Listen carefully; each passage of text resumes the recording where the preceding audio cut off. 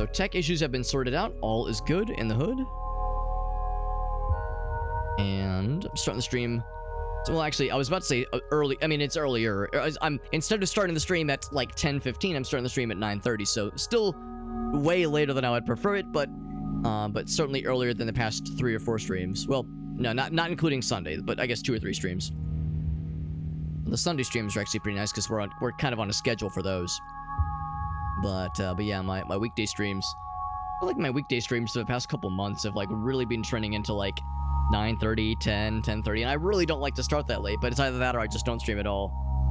It's kind of a matter of like trying to and part of it's my fault just because there's always more errands, there's always like more stuff to do around the house. Like there's like by the time I realize like, oh shit, I need to like, you know, hop back to get down to the basement so I can get to the stream. It's like it takes like 20-30 minutes to get it set up sometimes. It's just there's just always things that are like, you know, that need to be taken care of or that I try to like squeeze in before it's time to get started.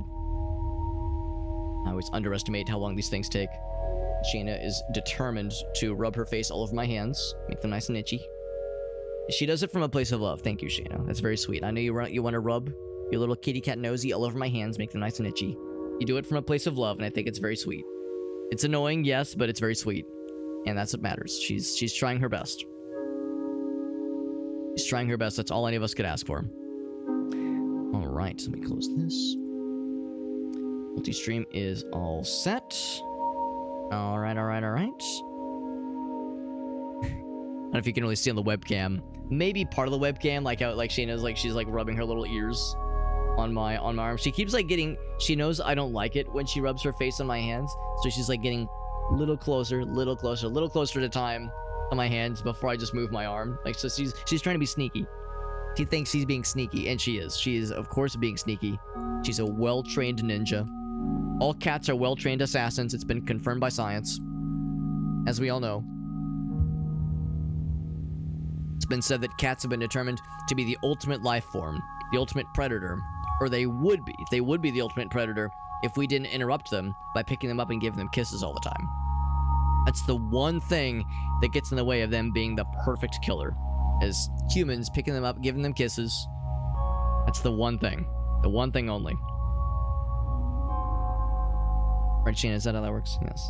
Alright, so alright, multi-streaming is all set. We are good.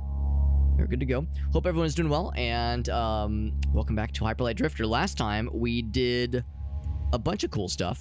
We knocked out the what was it? I think it was the western. Yeah, it was the western area. We got a whole bunch of the gems. In fact, if I kind of hover into this area, you can see in the top left, we actually have all but 2 of the corner pieces for the gems, the triangle, so to speak. So we don't know where the last ones are, but we could probably figure it out on our own. I'm hoping the game at some point will give us like indications where the hidden gems could be, because you know it shows where we've picked up some of them. Or not where we picked up. It shows where we picked up all of them. Excuse me. We picked up all of them. But, and early on, when you talk to the hero, the person that rescued us early on, he or she, they will tell you the locations of 4 of the gems, which is helpful. But there's still more left. There's 3 left in this continent, or that part of the area. 2 left up here, and 2 left over here. So it'd be nice for some indication where they are. Of course, I could always look up a guide if I wanted to. I don't know if we need them, but I'm guessing this is one of those games where, in order to get to the true ending, the true and honest ending, you gotta do it legit. You gotta do it legit, you gotta get all the stuffs. So that's kind of what I'm expecting. Speaking of, yeah, in the southern area, I didn't really realize how large and open this area is.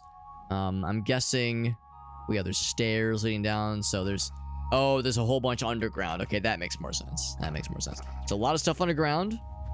That's what we have waiting for us. What do we have for upgrade pieces? Probably not many. We have almost 2. One more upgrade piece. We could upgrade one of our guns. I turn my audio turned down too low because I can't actually hear anything. There we go. And it doesn't really matter if we have that turned on or turned off. I think we're still in good shape. So this is the kind of the preamble, the entrance to the southern part of the map, which is the last one. And if I scroll up, you can see we've knocked out these 3 areas. We've killed the 3 bosses and raised the pillars all, but just 1 remains.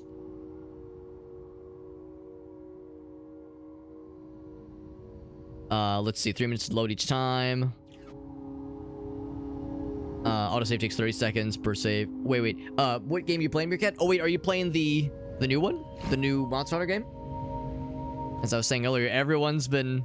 Not literally everybody, but a lot of people have been playing it on my friends list. There's the creature who beckons us down that gate.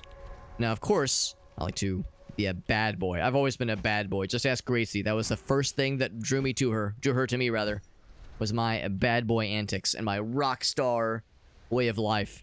Not really. Did the rant not go through? That is strange. Yeah, actually, no, it did not. The last thing I saw was the thing about Bonnie the dog being a sneaky girl. Is indeed still sneaky. I don't know if she's very visible in the webcam. Actually, yeah, if I kind of move my arm. Oh, wait, no, that's something else. Maybe. I don't know. It's kind of hard to tell, but she is back there. She is back there. But, yeah, very rarely do Twitch messages just not go through, so that is kind of strange to see. Oh, whoops, there's a thing blocking me. Okay. Well, there's either gun up... Oh, it's probably a key. Probably a key back there, and a health upgrade, and an upgrade nugget. So, here we go. Oh, the long drive. Okay. Reach the end of the road. Oh, gotcha. Okay, yeah. Oh, that's frustrating then. Yeah, I'm sorry, man. That's a technical bullshittery moment right there.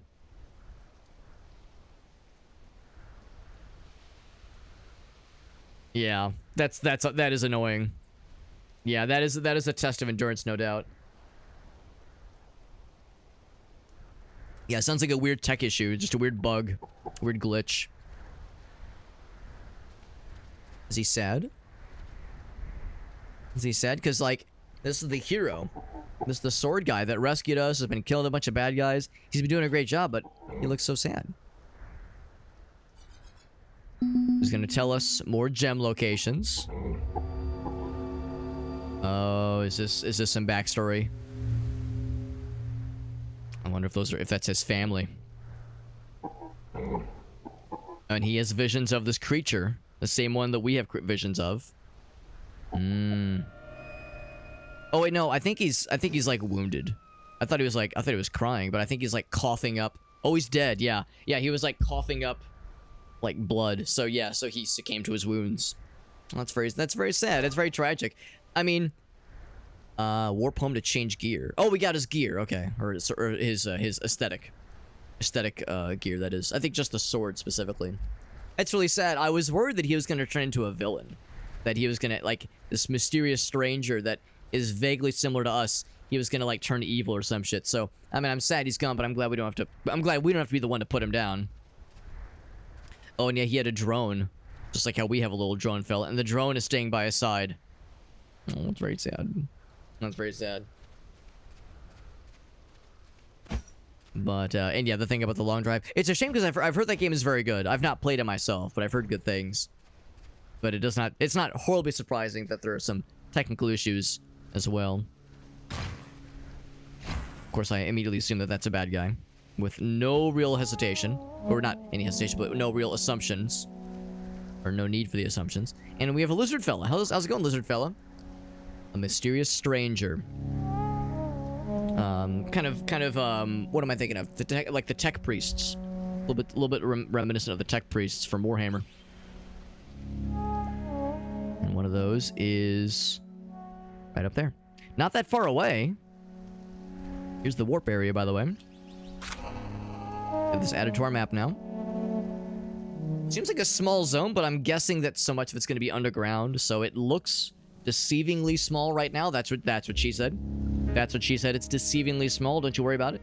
Looks deceivingly small right now, but once we get underground, I think it'll open up quite a bit. Are you a friend? Here, I'll follow. Actually, hold on. What's this? Nothing. It's nothing. So I wonder if the robots, or if like following them is significant at all, or if it's just flavor. Because you have little robot scorpions that are just kind of chilling. Right up here is blocked. Of course, there is a gem up there.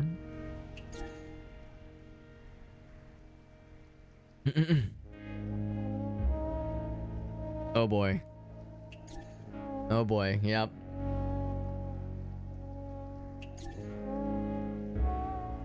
Oh my gosh, Meerkat, that sounds like a goddamn nightmare.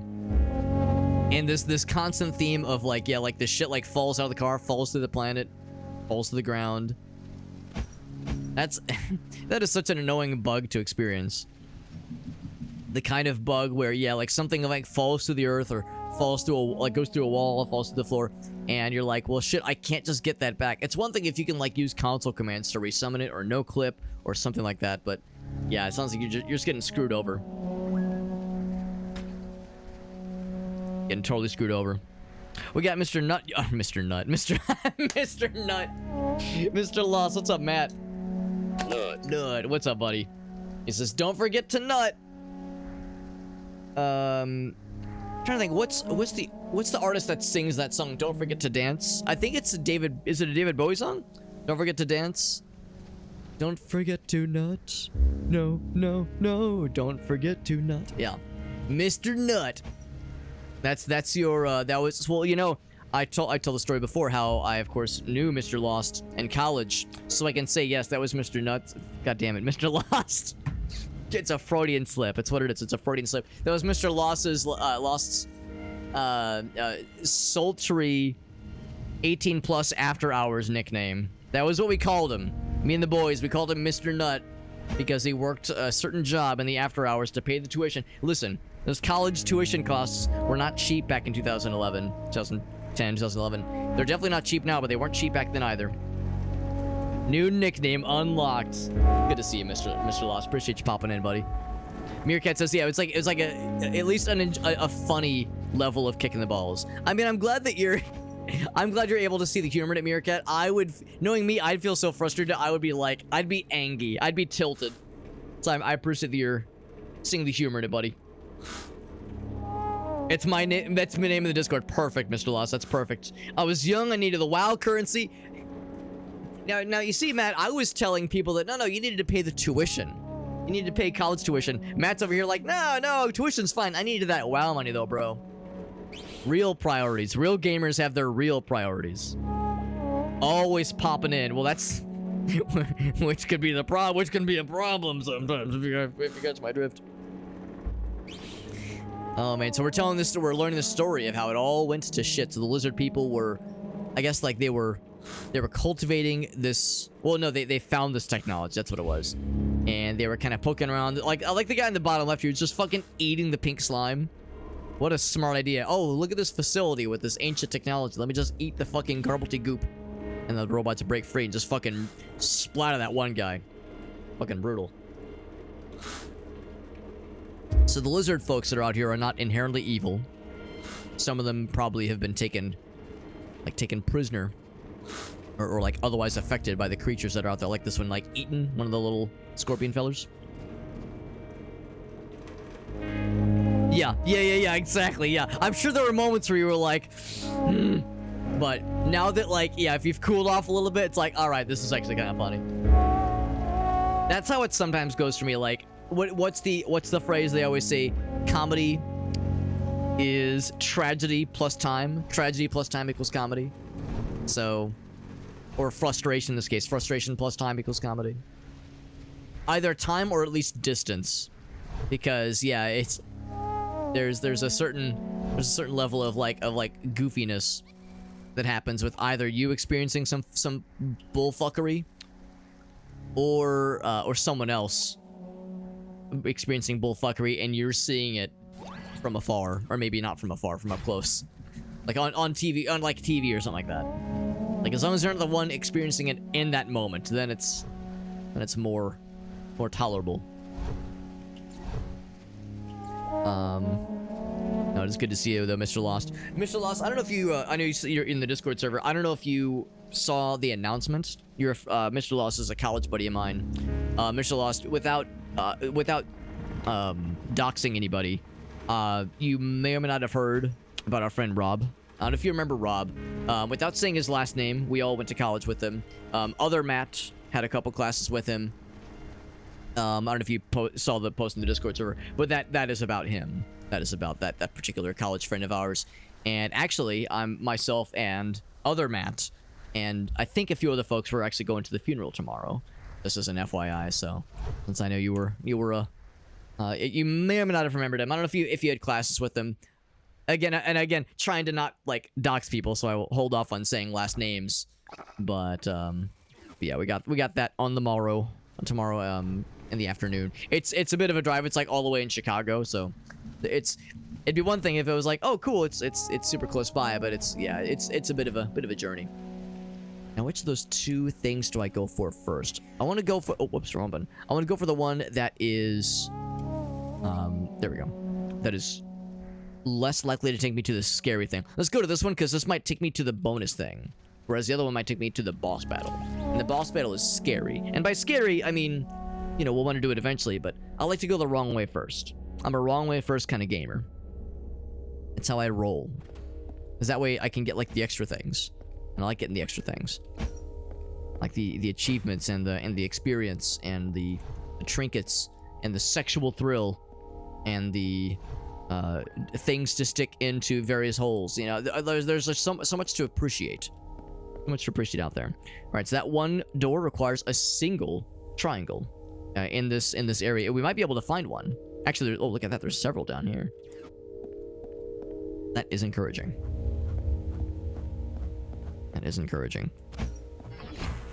Let's just say something's going to spring to life. Got little melee attacks, and also shooty-pooty absolutely attacks.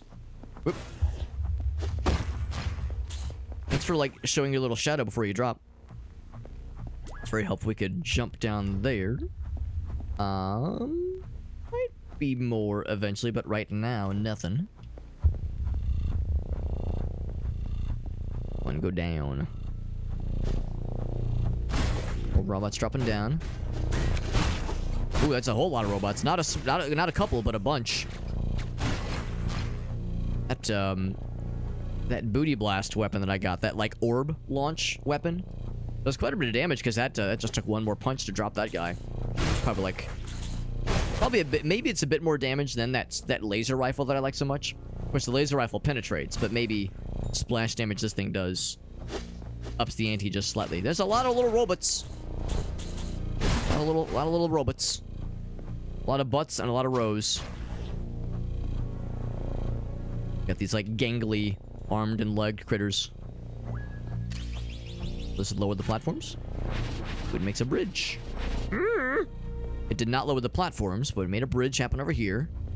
What if I go the wrong way? Again, I'm a wrong way gamer. We need every key in the goddamn universe to open this door. So that's like big dick door experiences. I'm more of a small dick kind of door. Small Richard. A little Richard, if you will. Alright, so there's a actually hold on. I mean, it was a health pack. It was only a health pack. How did it end up like this? It was only a health pack. It was only a health pack. What if it's more than a health pack? What if there's more? Wishful thinking. I was thinking maybe there's something beyond. It was only a health pack. How did it end up like this? And she's calling a cab, and he's putting on clothes, and he's I don't remember the lyrics. Ouch. Whew. Ouch. Let me just dodge into your bullshit. Ouch. Say, can I just throw your projectile back at you? I can, and I will. Ooh. Oh, the little light kind of gave it away. That is a key? No, it's a bad guy. That's not a key at all. Fuck you. It's an upgrade point, though. I'll take one of those. It's me, another upgrade nugget. The best kind of nugget. Maybe the best kind of nugget. Unclear. Unclear. Hard to say. So we can see stuff back there. So yeah, really this was the end. The end goal there was just the upgrade nugget. Zoop. Yes, and you can see from afar any of the secret areas and make that jump no problemo. It's like a little teensy little gap. A little gap for babies. A little baby gap for babies. Anything else? Especially because, like, we saw that one little lights, and I'm trying to be more observant of these lights on the ground. If they could give away other sneaky little moments. I'm a fan of sneaky moments. I'm a sneaky moment gamer. Nothing. That's okay. Zoop, zoop, zoop. So we'll come back, and again, there will probably be some kind of opportunity to disable those extra pillars that are rising up. All rise, motherfucker. There's something stirring over here. Just a health pack. Which, you know what? I had to use several health packs. Why do I only have one health pack? Did I use like a bajillion of them just? No, I have full. Oh, I was looking at the wrong menu. I didn't realize I was looking at the wrong menu. Every time I checked this, I was like, oh, I'm full on health packs. So I was ignoring a bunch of health packs earlier, not realizing, oh, goddamn it, wrong button. Not realizing that I've actually been like very low this whole time, like a doofus. I could go back and pick some up, but I think we'll be okay. We generally find them more than I use them. Faster than I use them, that is. So I'll probably be okay, but that's a reminder that I need to be paying attention to that part of the overlay, not the pause menu one, because that doesn't show you how many you have. It just shows you the maximum capacity, how many you're capable of carrying per the upgrades you're purchasing, that kind of thing. I was gonna say, can this thing replenish? Because like pressed the wrong button earlier. Can I get the fun grenade? Right, that takes too long. I'm going in. Ouch. Never mind. Regrets are being felt actively.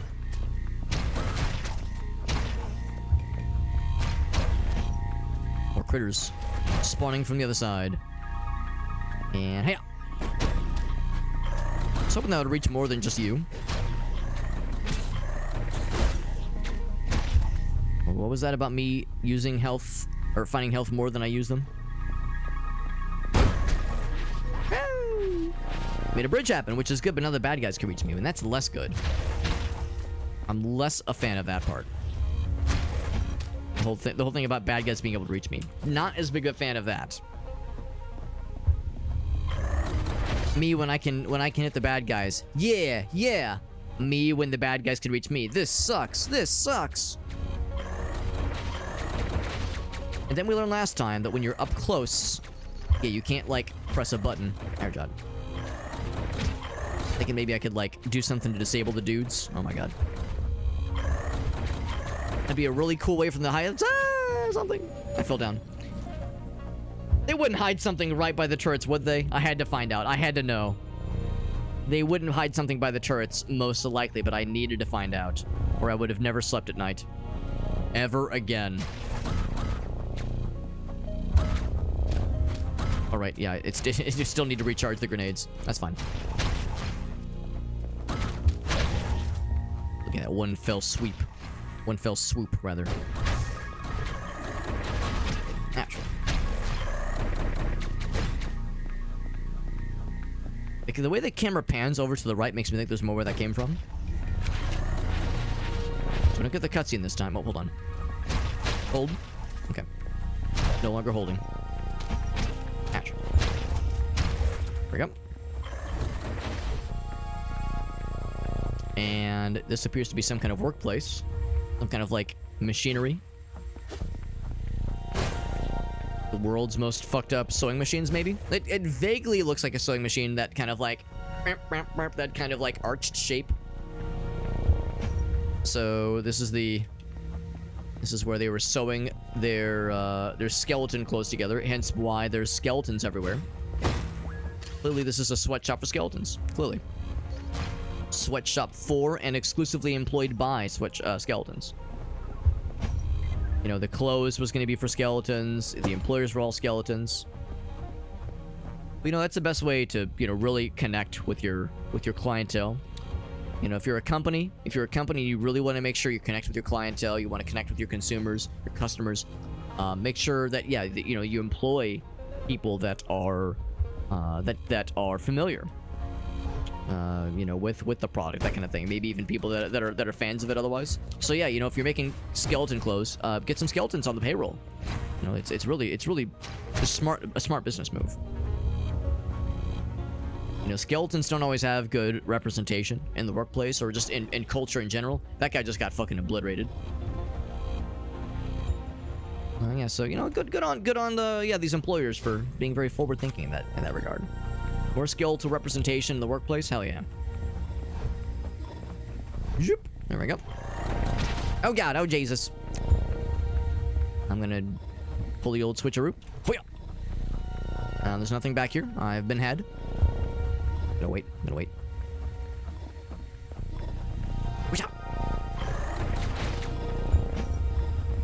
If I sit here, that guy can't get to me. And kind of move the mouse like up a little bit to see ahead, slightly. Still nothing fancy.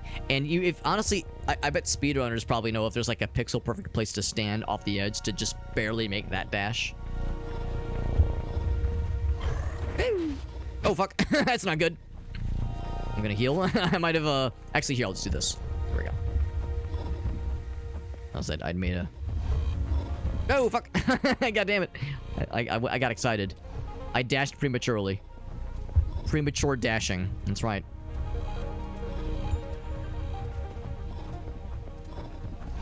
There we go. Hey. More little critters. Are they gonna spawn or spam some stuff down here? Actually, that might have been where the little fellas spawned in. That little teleport. That's these little panels on the floor. This is how bad guys teleport in other zones. We've seen them before. How has he not seen me? Oh, he might not be able to shoot past that barrier. A turret is gonna spawn here. Yep. Multiple turrets. Lucky me. I feel like a celebrity. It's nice to feel desired, you know? It's nice for turrets to appreciate you. It's nice to feel appreciated. And I cannot break these things? No, you cannot.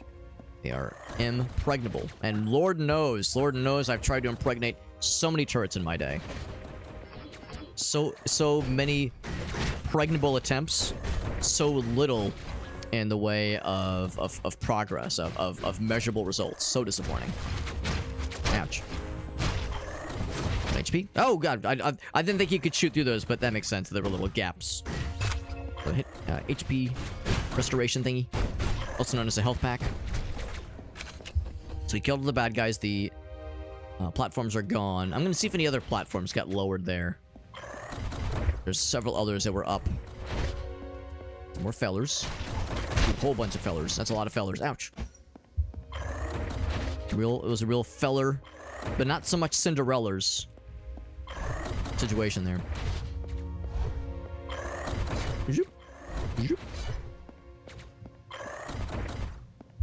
Once again, I'm like looking for any other like secrets, any other areas that could lead to other off-site locations. Or out-of-sight locations, that is. You know, sometimes the frame rate does get a little bit choppy. I kind of like as I kind of go up here. Like here, yeah, if I kind of walk down this way, frame rate gets a little bit choppy. I wouldn't say it lags, but just the frame rate is not quite as smooth. The smoothness goes down slightly. Just an observation. Not so much a complaint, but an observation. Oh, it's a bad guy. Not what I was expecting. It's like a fucking bullet hell bad guys, but ouch.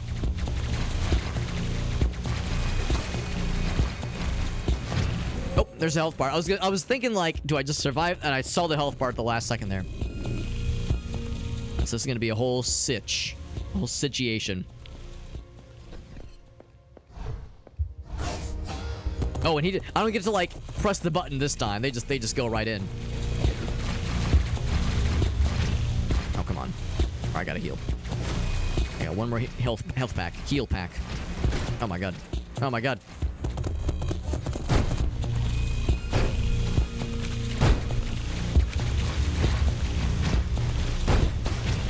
Oh my god. All right, so I have to play the defense game here. Yeah, we got to be smart about this. This seems to be like a full-on, maybe not full-on boss battle, but this thing has a full health bar. Not like a kind of harder boss or kind of harder bad guy. This is like something that is got some juice.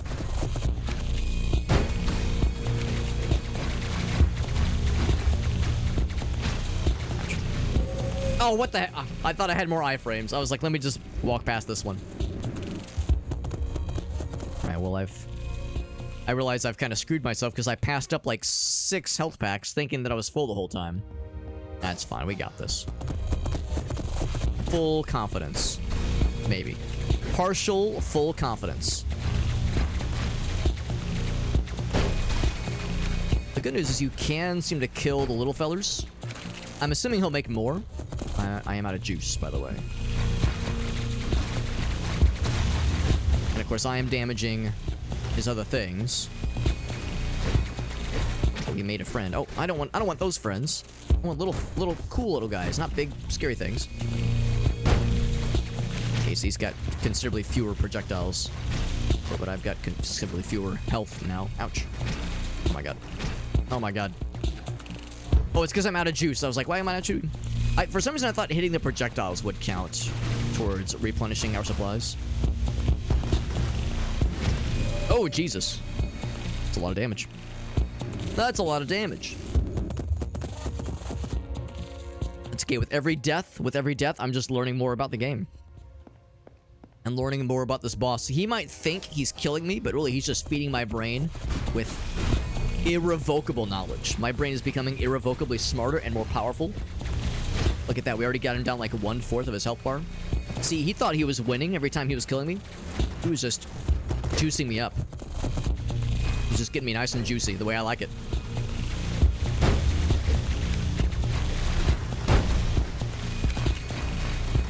Shit, I keep thinking I can, like, outspeed that. Oh, jeez! Definitely can't outspeed that. Yeah, he's making more fellers. More robot projectile babies. I am the worst at timing these. He's about half health. He's, like, zooming around. Making a bunch of more little robot fellers. Fellers? Shit. How did I miss all those? Goddamn. I got 1 hit left. Woo! Woo! Woo! I would heal if I could. I would love that.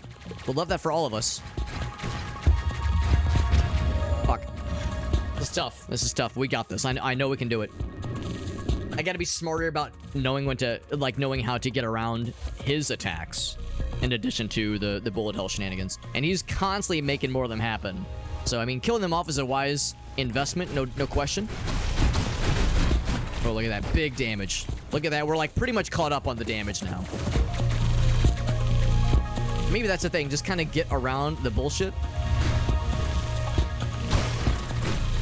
Just go for big attack. Look at that. That's the way to fucking do it, man. Because, yeah, if you're smart enough and or quick enough, oh, he's got nothing. Your defense is weak. Look at that. Easy peasy. Once we, like, kind of saw the opportunity, because you swing pretty wide with just the standard melee attacks. So if you get in at the right moment, you can kind of get in front of his ability to spawn a bunch of friends. And you can best believe we're going to fight more of those guys, no question. In fact, I suspect the next time we see one, we probably won't be fighting one by themselves. It'll probably be like 2 of them or something like that.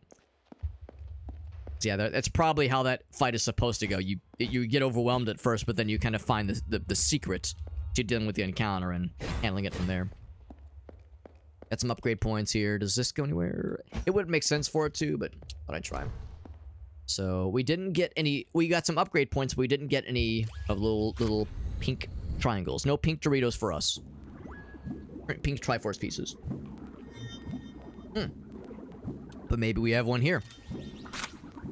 There was a bad guy hiding in one of these last time, but this one is different. It's our first pink Triforce piece. What's more of a... Well, it's not 4, because there's 8 of them, so it's an Octoforce piece. Totally different. The Octoforce. Well, that's a little ominous. We're gonna have to fight an eyeball boss later. This smacks of eyeball boss energy. Is this Andross from Star Fox? No, he was just a big face, not eyes. Well, no, the final form of Andross in Star Fox 64, he was just, well, it was a big old brain. But part of that apparatus was the eyes. Maybe we're descending into the brain. Oh, we're going up, never mind. Oh, we were going down to Funky Town. We're going up to Funky...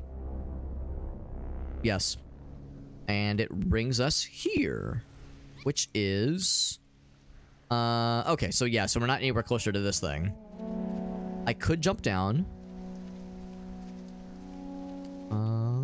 Anything up here? Nope, that was just the exit. So I'm guessing that the way we're expected to go is to go back to where we just came from, and the guy that hides under that one, and open the door that required a single gem to get through. That one requires all the gems. That's gonna be for later. But there was that other elevator that sort of indicated that it was nudging us towards the boss, kind of, sort of. So I kind of want to check that one. I mean, it's not going to reach us. Well, it might get us closer towards the boss, but I'm guessing there will be something that says you need to do these other things first. Did the door close behind us? Oh no, that was always there, right. The door leading out is up here. And I actually might jump up to that north area really quick because, again, there were health packs that I foolishly passed up last time that I'm regretting not picking up. So that's the one that might go somewhere else, maybe. Maybe. So I'm going to take a very, very brief field trip. Very brief. Oh, excuse me? Was this always there? Oh, I thought his little drone fellow was a robot. Maybe it was a dog.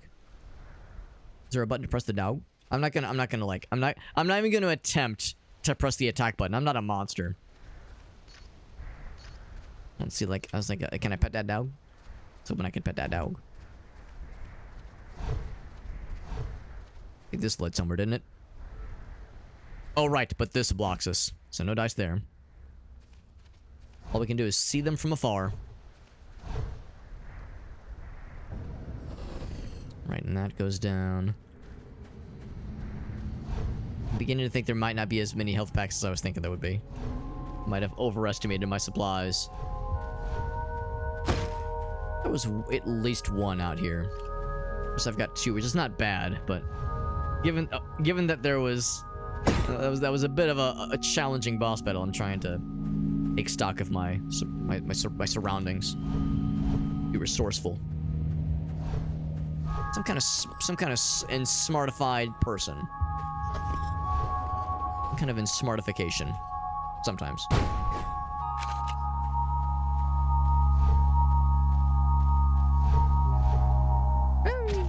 Okay, well, I was hoping I could get over here, but no dice. Uh-oh, that's not good. There we go. Well, I've lost more health than I've gained now.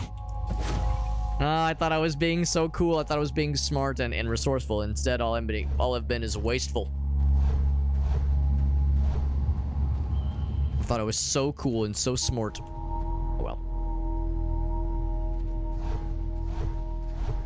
Let's just go right towards that. Wish I could bring that little fella with us. He's just waiting for his master. It's the Futurama episode all over again, man.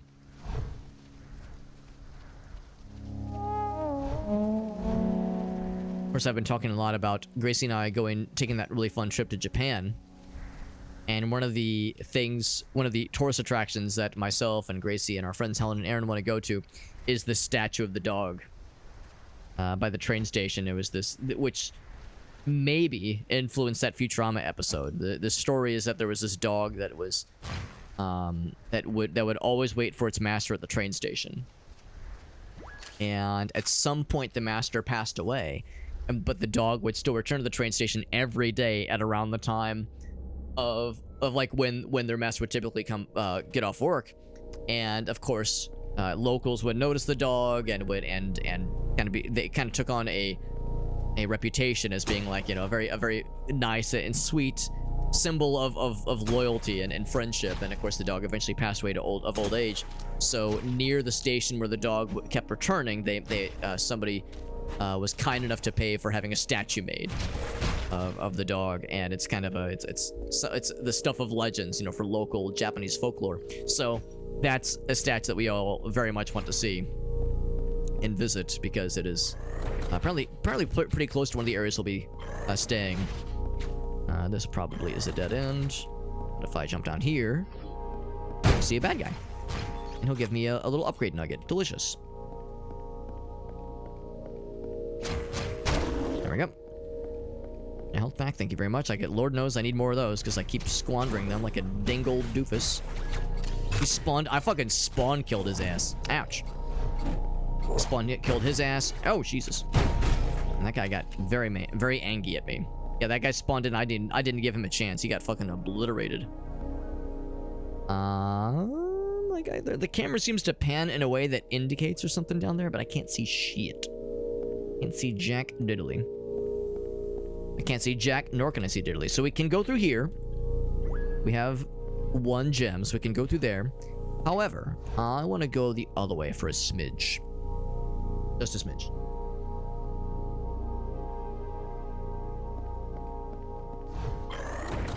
But I do not want to get my entire booty hole ate by turrets and lasers.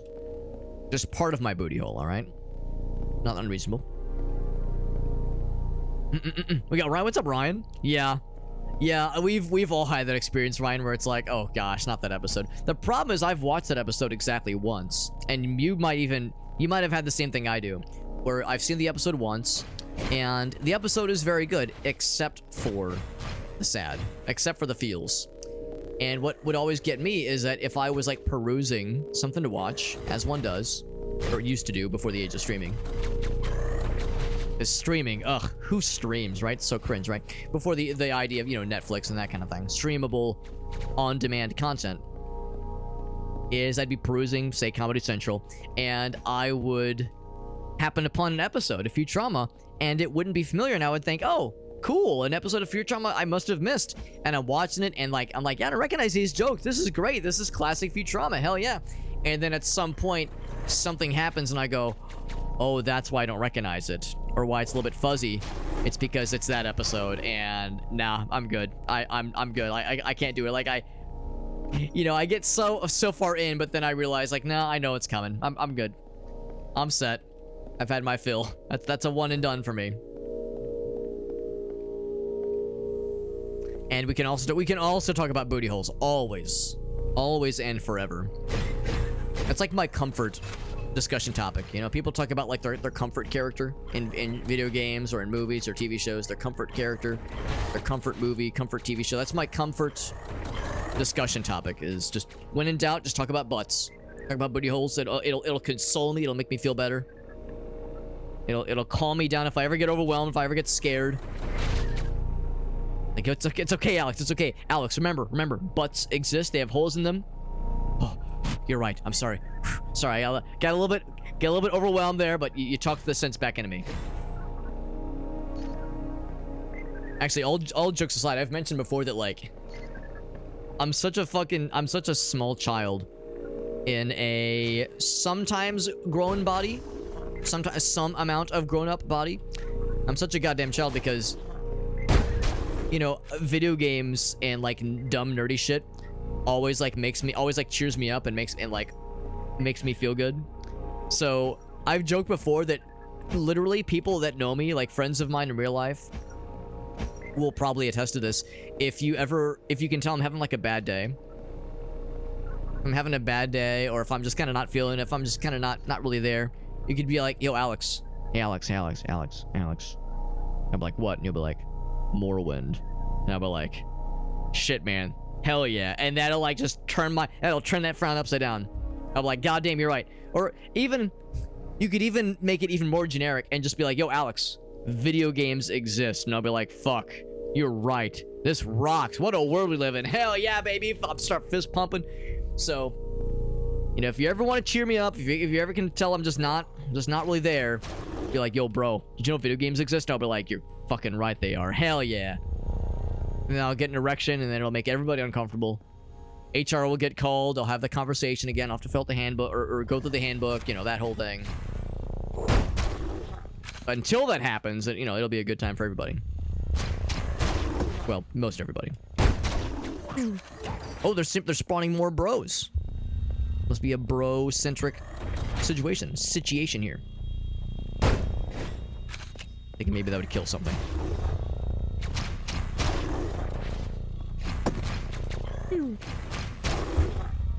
A grenade! I missed! I missed literally everybody! That's okay.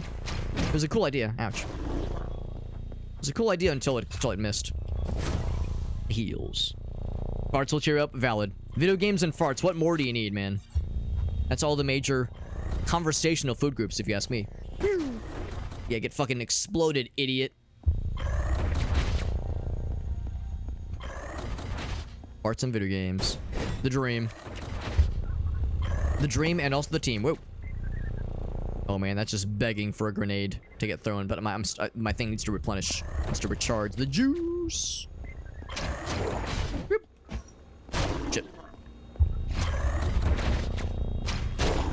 Yep.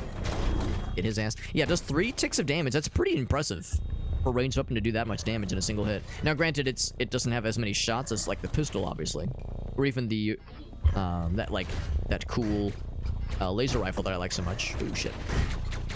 Ouch. Crap. Okay, well, they exploded it. I wanted to explode it, though. Mom says it's my turn to explode the big explodable thingy. Whoop. Trying that melee damage with me. Try that melee damage with me. Shit. Must be out of your mind. Grenade. I missed literally everybody. I'm a gamer. God damn it. So we gotta press this button. Ooh, it's a big button. It's a big, heavy button. Oh, pressing it. It's a heavy one. Wonder if it made the turret. Nope, the turrets are still popping the goddamn fuck off. And it's very rude. And very not gamer. Ouch. Yeah, there's the little teleport portal thingies. So my grenades have mostly replenished. I got 1 left. Damn it, I was looking to see if there's anything else. There's nothing else. Nothing else in life. Little lights here. It's like they're trying to like lead me to something. Oh, there is. Thing. Did that do it? I might have to be this one. This one.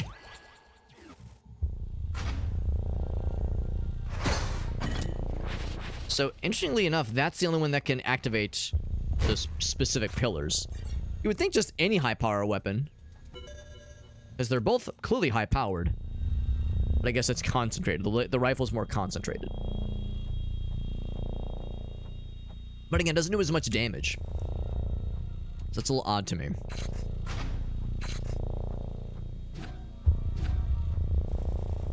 Is that the grenade or the booty blast one? 'Cause that's the shotgun. That's the rifle. That's the pistol. Yeah, I guess that is it. There's still 2 weapons I haven't found, which is a little bit odd to me. Maybe I mean, there's probably going to be 1 weapon we'll get from this area, because this is like the last normal area, I suppose. So maybe what'll happen is if there's like a bonus weapon that you find if you collect all the extra MacGuffins. Oh, it's probably the thing in the glass case that we saw. If you get all of the obelisks, that's probably it. And we definitely haven't found even close to all of them. I think we've got like maybe a third of them, because they're typically very well hidden.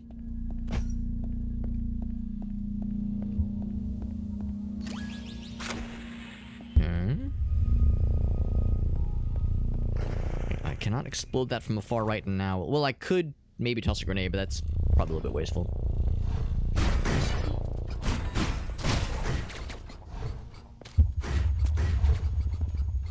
So they can't reach me. Oh, he just blew that up for me. Shit, I'm dead. God damn it. That was a very stupid thing to fall for. But I should have thrown a grenade again. I keep thinking about the grenades moments after the opportunity has passed.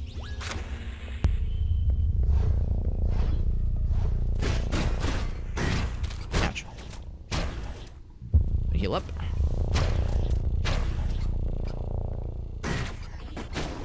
God damn it. Okay, he's not long for this world. Oh, fucking dropped his ass. That was quick. I got 4 upgrade nuggets. That's a lot of nuggets. That's a lot of nuggies. So, ooh, another thingy down. Damn, there's a whole lot of these things. Good lord. Started the stream at, like, having maybe, I think 1 and 3/4 of one of those things. Now we got so many. Some mashed taters. Oh, that's nice. That's nice. How I did see the picture, Ryan, of the ice pack over the jaw. I'm sorry if I'm sorry if you feel mopey, but I know how that goes. I know how that goes, where it's like, man, I can't like eat normal stuff, and like things just kind of hurt. The pain in the ass. But I'm glad you went ahead and got that wisdom tooth thing taken care of, because that stuff can get so unpleasantly miserable very quickly. I had an old college friend that delayed having some wisdom tooth stuff done because like finals were coming up, and I think there was some kind of thing where by the time she wanted to have them pulled, there was some kind of issue with her insurance or whatever, so like there were like delays with getting the appointment on the books. It was a fucking nightmare for her. So like it's, even though it's a pain in the ass, you made the right call by getting it taken care of. Oh my god, I'm getting fucking, oh my god, they just fucking curb stomped me. I just got juggled. I was like, couldn't fucking get back up. All right, well, gotta get good. That's all there is to it, baby. That's all there is to it, baby. Let's try that again. Once more with feeling. This time I've got the right motivation. This time I know what needs to be done.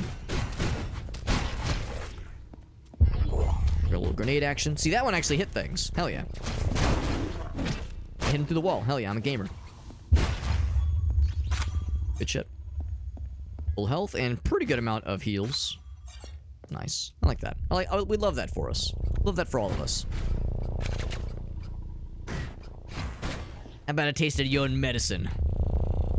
How's about that? I noticed this earlier too. This corpse is kind of hanging off of it. It almost looks like you got like crushed by it, maybe. Like it's something that went, kind of like smushed him. The old smusherino. Smushinizer 69,000. Got that guy. I want to just toss a grenade, but I want to make sure that they're all in the realm, in the range. I should probably do it legit, but I just don't want to get stun locked like we did earlier. That stun lock was, contrary to popular belief, very unpleasant. Ouch.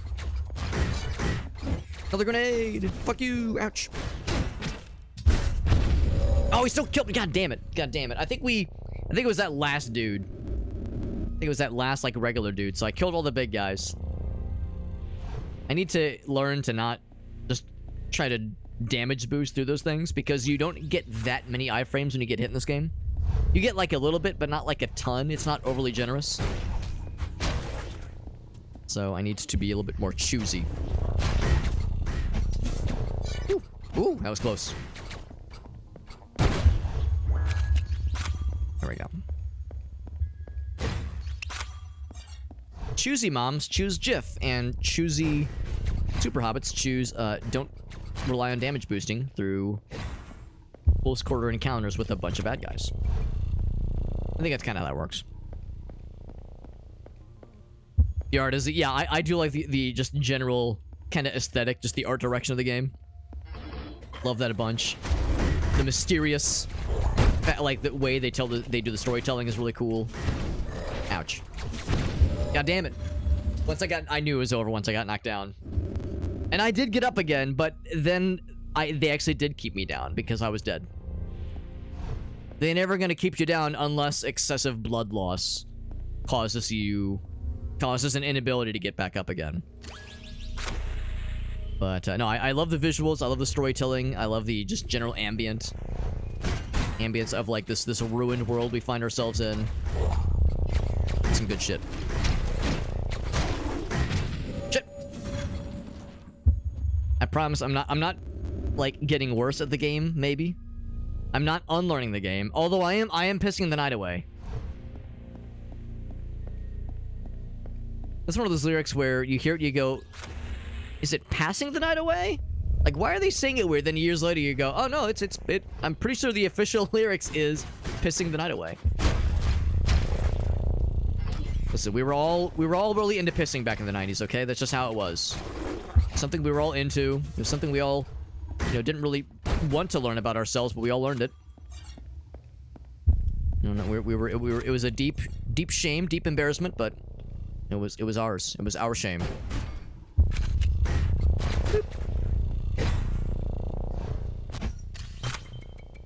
It's a full heals. Dude, I'm so ready. I'm so ready to not eat shit this time. Oh, good point, Ogasa. Right. Yeah. Piss can have different interpretations. And you're right. From a British perspective, that does make more sense. Yes. And pissing the night away, I mean, it does mean wasting time, but I think it's like, it's not quite as, I mean, I guess it's still vulgar, but not maybe as, it's not as like hefty of vulgarity, I guess. That's right, Chumbawamba. You've chumbled your last Wumba. Chumbawamba. Not my, I will admit, not my favorite 90s band, but not my least favorite either. They're fine. Not my favoritist, but they're what we got. It's what we had back in those days. Thought maybe that'd be a secret. Kill that guy. Boop, boop, boop. An elevator leading down. Is there anything else up here?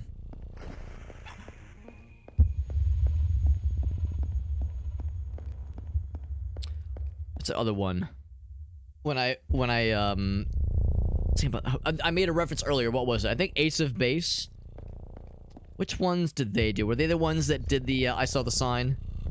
I think that one's more annoying to me than the then I get knocked down and I get up again. Like, they're both kind of annoying songs, I think. Well, okay, maybe that's a controversial opinion. I think they are very annoying songs. I don't really enjoy them.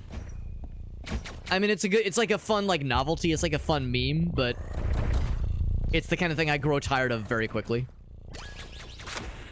But yeah, gun to my head, I would say Ace of Base is probably more like annoying in that sense. They were crypto. Oh, really? Oh, Jesus. I did not know that. Oh, fuck. Oh, jeez. Well, now I feel less bad for, like, finding them annoying. Was there, like, stuff in the music that was like, oh, because I'm very much guilty of not really paying too much attention to, like, the lyrics in those songs. So I could see how that kind of thing could kind of sneak by. And of course, crypto, the word crypto-fascist usually means, like, you know, very well hidden, like not quite in the open air for all to see. You know, disguised enough. Let me squeak by there. Radical anarchist, yes. I mean, at least there's that. At least there's that. That's wild. I had no idea. I had no idea. Let's see, actually I can almost reach you. Get close to my sword and let me hit you, please. Is that so much to ask?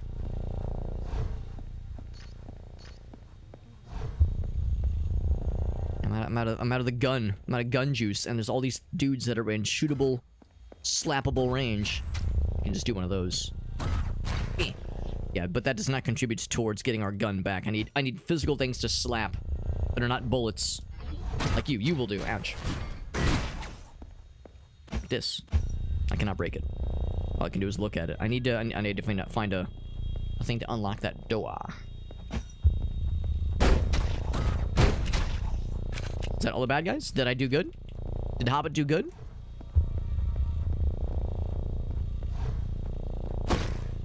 Health pack, and then... Oh, no, that's it. Okay, so I guess that is it. The door is open, yes. Confirmation. Down we go. I'm actually gonna not pick up that health pack because we are actually full this time, and for realsies, I mean it this time.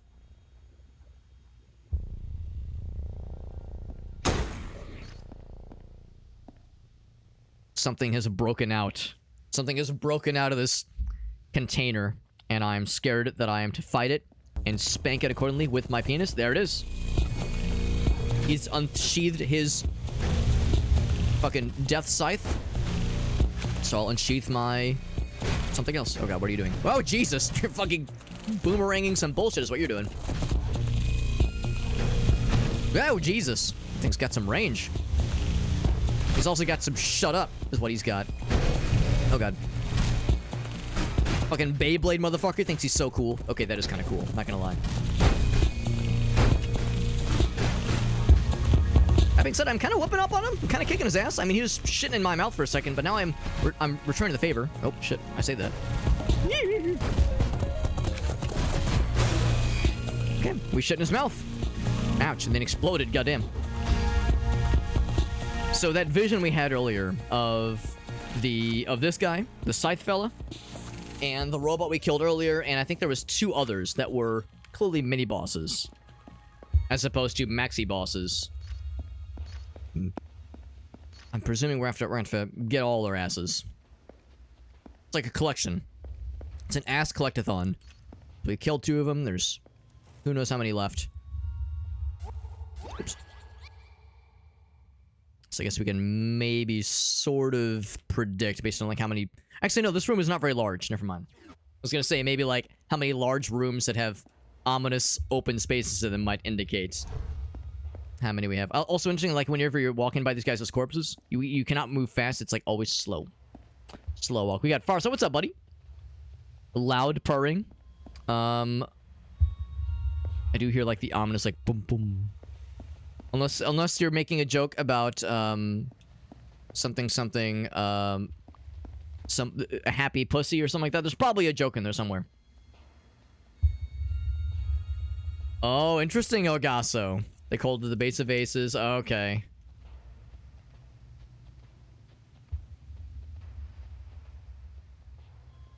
Six-pointed star. Oh, gotcha. I had no idea, Elgaso. Damn. Now, granted, I've never seen that music video, but I do not doubt it. I do not doubt it. Founder was a... Oh, yeah. Yeah, that's pretty rough. That's pretty rough. Well, suddenly, I don't really feel bad about, yeah, like I said, not being a fan of Ace of Base. I've had people be like, what? That song's great. Come on. But now it's like, hey, maybe I was onto something. Maybe I was onto something, yeah. Yeah, they were a Swedish band, exactly, yeah. And I just thought the song was annoying. I didn't think there was like oh shit, some fucky, some not so good stuff, some not so good stuff. I did not see that coming. I did not see that coming. Here's this guy again. So there's probably gonna be, and yeah, here's how we approached earlier. Yes, yes. There's gonna be one more. Oh, except I can't go from here. So, I like swoosh on by. And like, can I slap him? Can I poke him? Little poke and stroke? Nothing? Okay. Going up.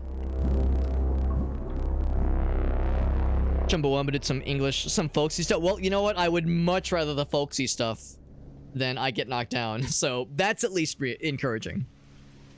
That makes me encouraged. That would presumably mean the only thing left to do is to go back to that first area and take that one fancy door. Because I couldn't take the fancy door earlier, now I can. I can and I shall.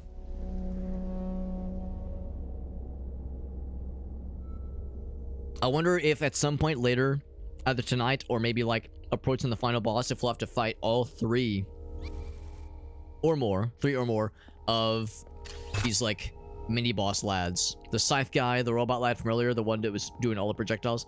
If we'll have to fight them like all at once or like back to back to back in like boss rush format. I don't know, I'm a little scared. I'm a scaredy cat.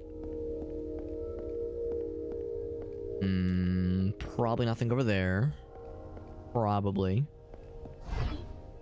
Fellers have awoken. Ouch. You're also getting their asses kicked. Yes, so am I. Oh, I fucking blasted his ass off. Hell yeah. He must be on Team Rocket because he's blasting off again. I get over there. Let's just assume this does something. It'll probably lower those things.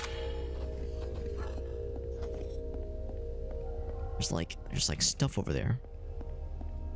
I don't think my dash will allow me to reach at that angle. That vector would be just a little bit too long. Oh. Raining down from the skies. Ah, there we go. So now if I go back. Oh, rockets? Really? That's what's hot on the streets? Oh, fuck. You can cut them in half. But you can't reflect them. Okay. Is that really necessary? Although it does stop them in their tracks, at least. It's really... Oh, I'm distracted by the spinny thing, of course. Distracted by the shiny spinny thing, a fate worse than death. Well, not so much worse than death. A fate that led me to death. Shiny spinny thing. I'm anything but unpredictable. Ouch.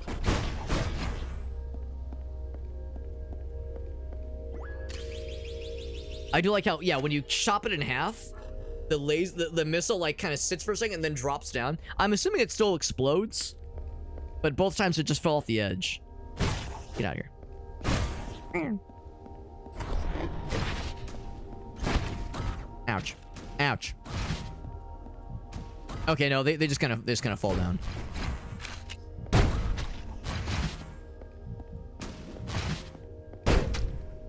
He's got a lot of health. Why are you so healthy, bro? Stop being it. Stop being so healthy. You're being cringe. Oh, I can't go back. Oh, that's a problem. But I wanna go back. You never let me. You never let me do what I want. But there was stuff up there. There was like a moment where the bridge looked like it was gonna like remain, but then it didn't. And I'm very sad about that. If I step on the switch again, it don't matter. None of this matters. Yeah. What has been done cannot be undone. That's good to see you, Shock Value. We're playing more Hyperlight Breaker, or Drifter, rather. Breaker is the sequel that we haven't tried yet. Oh, go down. Ooh, more lab shenanigans. Oh boy, lots of fellers. I got almost both grenades. Boop. Boop. The boops are working, that's good. That guy was... he was flummoxed that he couldn't move. Grenade! It's you make sure you want to like yell the name of the move you're doing as you do it. So that way it's dramatic and they definitely can't, you know, react accordingly. Like it's like an anime, you have to you say the name of your super secret special move. Did I chop off that guy's face? No, it says that's his head. I was like, did I just chop off his face? A little bit fucked up, bro. A little fucked up. I'm glad the boops are working. I'm nothing if the boops are not fully functional. Fully operational battle station. Oh, health? Yes, I'll take that. Shayna is returning, by the way. Hello, Shayna. He says, I'm back, bitches! Is probably what she would say. I broke that thing, and, yep. And nothing happened. But I did break it. Is this gonna be not a boss battle? It's a real gem. Honest and for true. One more will complete the innermost cube, or diamond, I suppose. All the health packs, that's a nice thing to see. A beautiful thing. Zoop.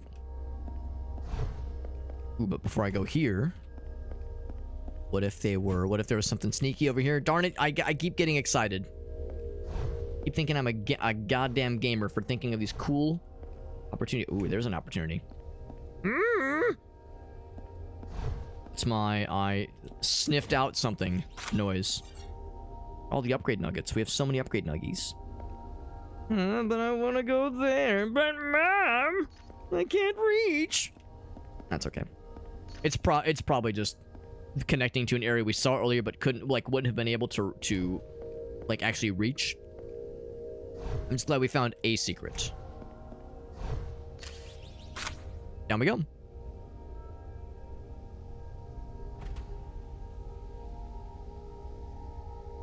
Switching back to the water now that my beverage has been fully ingested. Through my mouth and not through boofing through my asshole, unfortunately. 90 bucks, oh boy. Oh, prime rib, oh man. Oh, and it wasn't, oh man, so it was expensive and not good. I'm sorry, Shock Value. That's very sweet of you, Shock Value, that you like took the family out on a nice dinner. I'm sure the fam appreciates it, but I'm sorry that it was not up to snuff. Friday night prime rib place, yeah. Was it like just was the rib just not or prime rib rather not cooked well. Like, was it like overcooked or something? Or was it one of those where it's like, well, it was good, but not that, like, not that price tag good? Because I could definitely see that where it's like, this was fine, but like, it was just overpriced. Subprime rib. Subprime mortgages, subprime rib. There you go. There you go. Gracie and I actually went out for dinner early tonight as well. We went to one of our favorite Mexican places. A place called Carretas. For those in St. Louis, it's in Creve Coeur. And for those who are French-speaking natives, apologies, because you probably were like, don't you mean Creve Coeur? I always love to tell how in St. Louis, specifically, we have all these suburbs that we intentionally mispronounce, because in French they would be pronounced one way, but in the Midwest we pronounce another way. So yes, it is indeed pronounced Creve Coeur. The locals will correct you. It's very strange. It's a strange thing. But anyway, yeah, really good Mexican place. I got the chorizo street tacos. Oh, that was in heaven. One of my favorites. One of my favorites. And that meal, and let's see. Yeah, so the tacos that I got, Gracie got the fish tacos. She also got some tres leches as dessert. And a Sprite. I got some water. All that and a tip was like $55. Which is not, not cheap, obviously, but also not like ridiculous. So, I'm happy. Whoops, wrong button. I'm happy about the experience. Prime rib. Okay. It was just so. It was a frozen. Oh, that's disappointing. Yeah, just bulk. Yeah, bought in bulk, right. Chicken fried steak, not great either. Man, disappointing. Just a package. Man, that's such a bummer. Was this like supposedly like a really nice place, or was it like because I understand that, a really nice steak place generally ought to do better. But I mean, well, and again, $90. I guess that's the thing though, $90 for 3 people. Maybe that's the thing. Because $90 is not cheap. But yeah, maybe it's like this place was just not up to the challenge. Like was not able to provide what should have otherwise been a pleasant experience. There's that door there. Was there anything else? That goes north, which I'm assuming is probably like the progress direction. The Unlimited, dude, that game was so ridiculous and very fun, Meerkat. It was a very fun game. Yeah, I'm with you. I just love how off the wall goofy that game was. And it started, it was innocuous the whole way through. But it just kept having these moments of like completely off its rocker goofiness. And the whole thing about the beach fries thing was just completely ridiculous. And the whole thing about where the guy was like, please stop feeding your infinite beach fries to your fish. It's like very weird. And the guy, and one of the dialogue options was the guy would be like, I will make no promises. I'll make no guarantees. I might consider slowing down feeding my infinite fish fries, or beach fries rather, to my fishes. I don't think we can reach any of these right now. We have to go around, presumably, to reach those. But at least we hit that switch already. That game was very fun. I'm looking forward to coming back to finishing that one, because that was a very fun one. So it was a bit of a shithole, right? Yeah, it was a hidden gem, because it's been around forever. Man.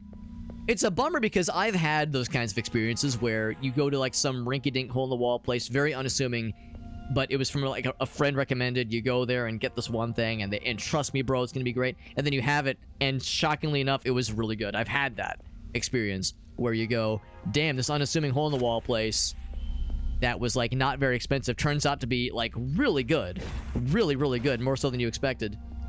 But I've also had the thing where you get a recommendation and you go, this was not at all worth the hype. So I mean, I'm sorry, it was a disappointing experience. But like I said, I'm sure the fam appreciates it though, bud. I'm sure they're grateful. $90 for a meal, that ain't cheap, man. A meal for 3. Oh, I missed. Didn't miss that one. Oh shit, didn't think you'd fire that fast.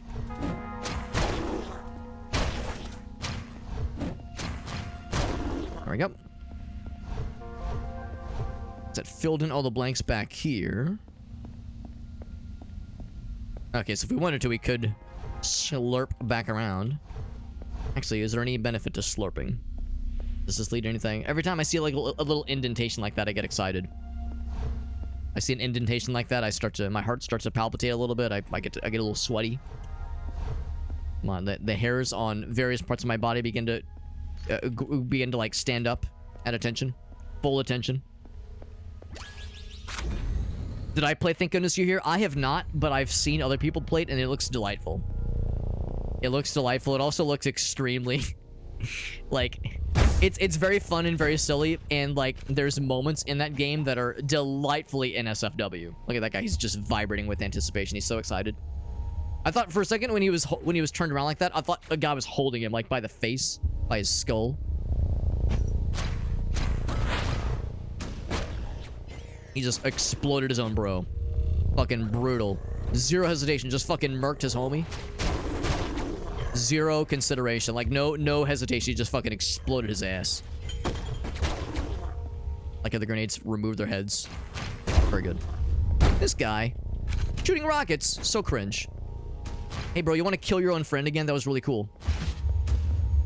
Yeah, it was really based how you killed your own bro with no hesitation, bro. Beep.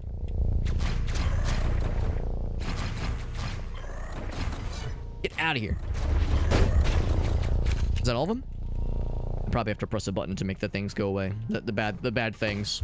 The bad things that are not nice. The guy with his dong out. Well, the whole thing about the fish. The fish where there's like the chef and you keep slapping the fish and the chef keeps getting very excited, and then after a certain point the fish goes limp and you kind of sit back and you go, that man had his penis in that fish. That man had his penis in that fish, and I just assisted him. I just gave him an assisted experience. I feel so dirty. I think that's what it was. It was Shake playing the game. Yeah, Shake played it. And I remember Shake rated us after he beat that game. I was like, Shake, what'd you think about that fish? And he was like, oh, that man was fucking that fish. That man had his full ass entire penis in that thing. In the fish-ussy. No, that even though I've like seen most of the game, like when I've seen most of someone else play it, I still want to play it myself. It looks very silly. And there's obviously there's like secrets and Easter eggs to find, so there's plenty to enjoy about that one for sure. Double D Dinosaur. I've never heard of that one. But it's really good, or it looks interesting. Alright, you got me. Steam. Show me. Show me the double Ds. No, I'm not gonna show the Steam. I'm not gonna show my monitor yet. Because if I type double D into Steam, as I'm typing those words out, Steam will obviously show me some other things. Except Steam is not working.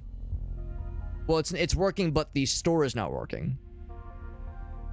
It's just loading indefinitely. Yeah. Okay, well, alright, I'll look at it later.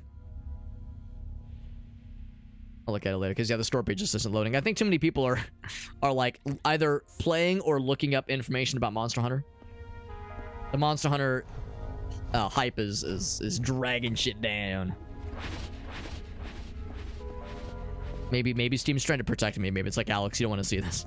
I mean, I do enjoy weird shit, so if there's a game about large-breasted dinosaurs, then, I mean, I can't not be at least curious. At least morbidly curious. Oh. I know what's happening there. Yep, we know what this is. Oh, well, actually, maybe not. I was thinking it was like a race against time. So if I go this way, there was a little platform edge that I saw there. Can I reach that one? I don't think I could.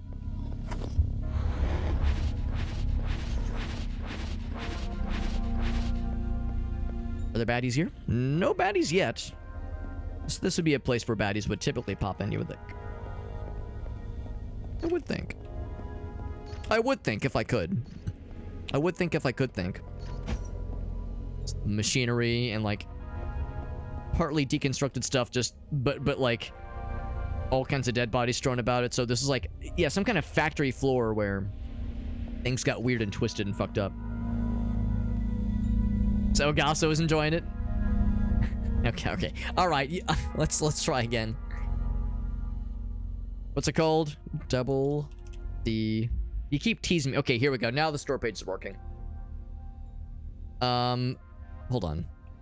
It's called D. Okay, here we go. D dinosaur. Okay, D dinosaur with double D's. Oh, this game is marked as containing frequent nudity or sexual content. It's probably best I don't show my screen then. Yeah, that. Oh, wow. Huh. Wow, good for him. And her. Good for everybody. Everyone is doing great. I mean, I could probably... No, it's best if I don't. It's best if I don't. It's probably fine, but nah, we'll play it safe. I'll just say good for everybody. Everybody is doing great in this video game. Based on the pictures that it shows. Everyone is very, very well taken care of in the genetics part department, if you catch my drift. Everyone's doing very well for themselves. Things are bulging, things are heaving, bulbous, voluptuous. Everyone's they're doing just fine. They're gonna do just fine. We don't gotta worry. If you've ever seen something in a cultured piece of artwork, and you've thought to yourself, good for them. Good for them. Their genes have blessed them well. Good for them. Good for all of us, really. Good for him or her. Their partner is going to be very happy. Whoever they end up in life is going to be very well taken care of. Yep. It's one of those. One of those. Not to piss in anyone's cheers, but dinos lay eggs. I love that phrase. I've whipped that. If you'll excuse the vernacular, I've whipped that out a couple times. Or actually, I think mine is piss in their cornflakes. But yes, piss in their Cheerios, yeah. That's where they hold snacks. Elgas says they're venom sacs. Yeah, that's the whole thing about Argonians in the Elder Scrolls. Like, you know, Lady Argonians, you know, they got the booba. They got, like, you know, there's... Can I reflect that? I guess I can. Boop. Yeah, they got the very, very obvious cleaves. They got the obvious cleaves. Okay, maybe you can't reflect those. I was hopeful. Yeah, you know, from a realism perspective, you can reflect those. Nice. Ouch.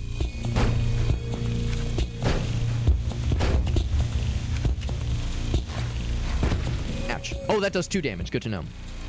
So anyway, yeah, the Argonians, yeah, they got the boobulars, but yeah, really there'd be no milk. Obviously, there's no lactation. And I think somebody made a webcomic about this. Like, okay, well, what's in there? If it's not for the milkies, then what's it for? And yeah, the reigning theory is that's where they hold snacks. That's where they hold snacks. And it's not like it's like a fleshy appendage. It's just like there's just like a little container, and they just put like bags of potato chips and candy bars. So it's just like a little place where, like, oh well, if I'm buying clothes that are made by, say, Imperials, and or Bretons or Wood Elves, and that space is there, then okay, well, I'll put something there, so I'll store food and snackies in there.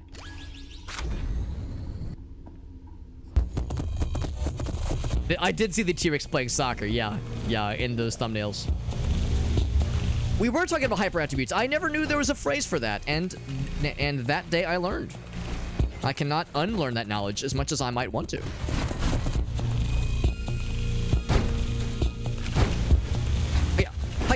Ouch. I didn't hi-ya that one. Oh, he's doing something. Oh, he's doing some gamer moves. Oh, he's got 4. 1, 2, 3. Woo!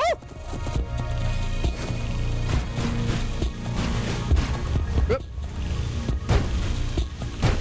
Oh, shit. Oh, there's a recoil. I didn't realize there was a recoil with that move. Ouch. They say this should just kill him. He's gonna fall off the edge like an idiot. Like a sad idiot. Look, he's so sad. Good. He should be sad. That was kind of cool, though, how, like, as his pieces exploded, he was like, what is this? That's my impression of him, because he's dead. There's the lizard ladies next time. You're right. You're right. Yes, with very pronounced features. Pronounced attributes. Is that the term we're getting? Yes, we're talking about attributes. When I hear about hyper attributes, I think of like somebody min-maxing into Dungeons and Dragons campaign or a Caves of Cud character with like a dump stat. Not a dumpy stat, if you catch my meaning.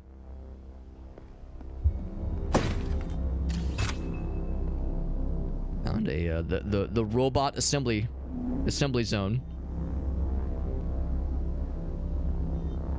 The image of Adra, that would make sense. So yeah, just a visual thing. That makes sense. An in-lore explanation for it, like that tracks. This is the final gem. We have a vision. We might have a vision. This might be a loud warning. Consider this your loudness warning, maybe. Headphone users, you've been warned. Do not complain to me. Say, Alex, you didn't warn me. I'm so mad. I'm so angry. Ah!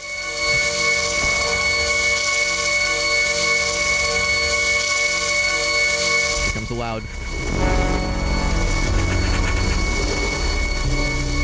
The door. The sun. What does it all mean? What does it all mean?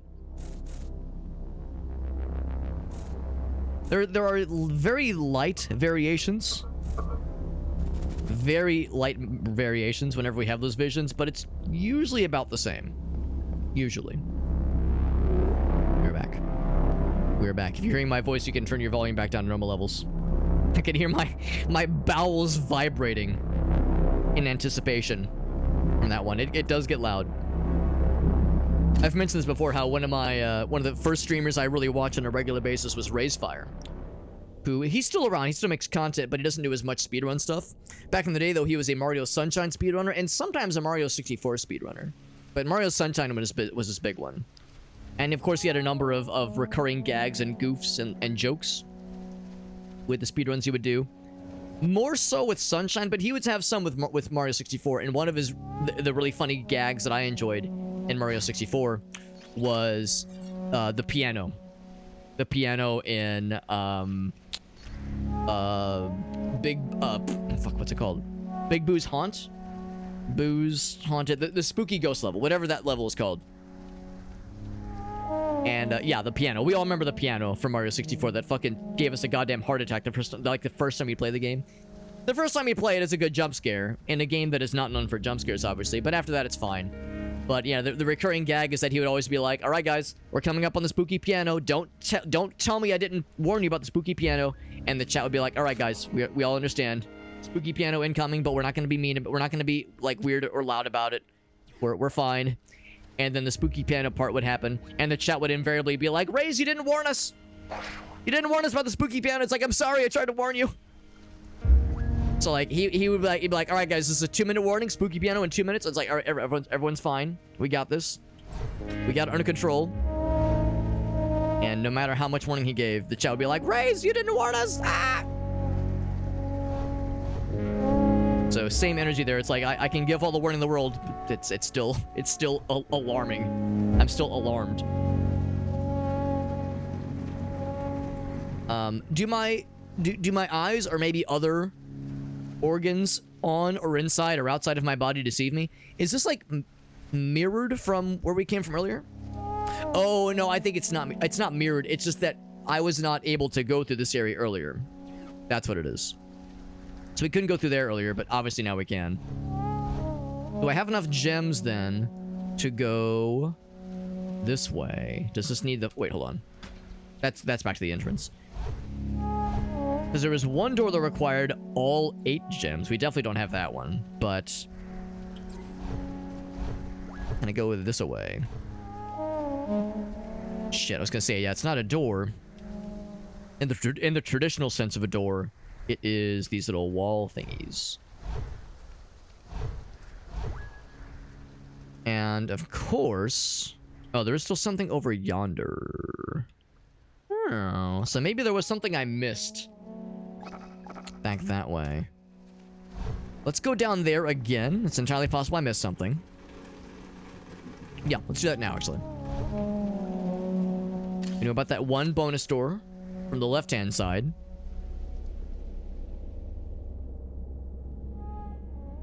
Never played Sunshine or Mario 64? I mean, they're great games, but if you never really had like a Nintendo 64 or a GameCube growing up, I mean, there's plenty of people that were not Nintendo kids, but were PlayStation kids back in the day, so I'm not like, you know, like, I'm not like horribly like sad or like bothered by that. They are good games though. If you like 3D platformers, they are very good. Mario 64 is for some a little bit tricky to go back to just because it's old. You know, it's an older game. It was the first 3D Mario game, obviously. So there's some clunk. Of course, there's some clunk. I think the game, there are people that will tell you like, Mario 64 is like so weird to play. The camera's garbage. You know, they'll really kind of rip on the game. And I don't know. I mean, I think there are valid complaints about the camera. I think that is fair. You'll have to consider my bias here because it was the very first video game I ever played. I never played in it. I never even like saw a video game with my own eyes live until I held a controller and played Mario 64 for the first time. And I was 7 or 8 years old, I think. Like I'd seen commercials on TV, but I'd never saw like, you know, I'd seen like pre-prepared footage, but I'd never like seen a video game in person, in the flesh. Until I played Mario 64. So needless to say, of course there's nostalgia. Of course there is. But anyway, I do find that the game, I mean, yeah, like I said, I think there's valid complaints about the controls, and there are some levels and like some parts that are pretty tricky. Also, yeah, this is the one with the extra door. Let's go here. This will be the last bonus area, probably. But no, I do think the game like holds up pretty darn well. I think the control scheme is like pretty fluid. It does take some getting used to though, for Mario 64 that is. There's like a momentum kind of mechanic to like how Mario moves that takes some getting used to. It's like once you get a feel for it, it feels great. But yeah, if you haven't had a lot of familiarity or experience with 3D Mario games, there's a learning curve for sure. But given when the game came out, you know, how old the game is, and the fact that it was the first 3D Mario game, and one of the first, you know, really noteworthy 3D platformers, where there wasn't a ton of other noteworthy examples to go by, at least that were done well and arguably.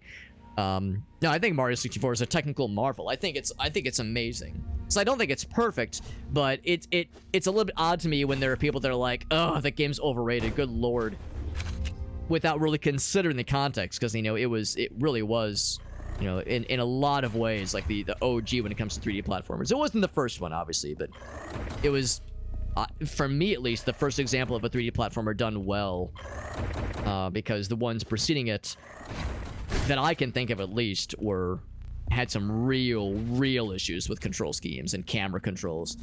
So, you know, the people that are like, oh my god, the camera is garbage in Mario 64, clearly never played Bubsy. Fully never played, you know, these other early 3D games that were really fucking rough. So to me, it's no question. No question.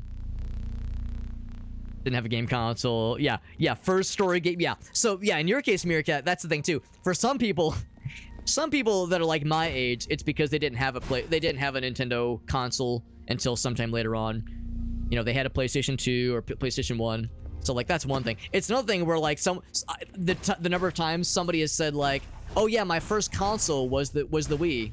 My first console was the 360," and I crumple into a dust heap of skeleton and bone meal when someone's like, "Yeah, Wii Sports was my first video game." Or Red Dead Redemption 2 was like, oh, I loved that game when I was 5 years old. So that's the thing too. In some cases, it's not at all somebody being like, oh, I just don't like Nintendo games. It's like, no, I was like, I wasn't born yet when that game came out. So that comes up all the time in Morrowind, obviously. Did I compare Mario 64 to the Beatles? Is that a comparison I could make? I don't know. Maybe I can make that comparison. It's not a comparison I would jump to necessarily. That would be a good bingo card entry, Augusty. We've talked about making like a just general Super Hobbit bingo card. Alex makes a Beatles reference, like a ham-fisted Beatles reference. A strained and like unnecessary Beatles reference. That is something I do sometimes. Sometimes. Only sometimes. We all agree. It's only sometimes. I'm definitely not cringe. I'm never cringe. Don't you accuse me of cringe. I would never do it. Shop guy says, "Yeah, youngsters, like 10 years younger." Yeah, I think Meerkat's he's the young buck. He's the young buck of the litter. The young buck out of us old geezers. First game was Call of Duty World of War. Man, yeah, that is old school. That is old school. Although not like that old, obviously, but relative to these other games, yeah, that was a 360 one, I think. Played at a friend's house. Still counts. Still counts as your first game experience. What was your first game you ever owned?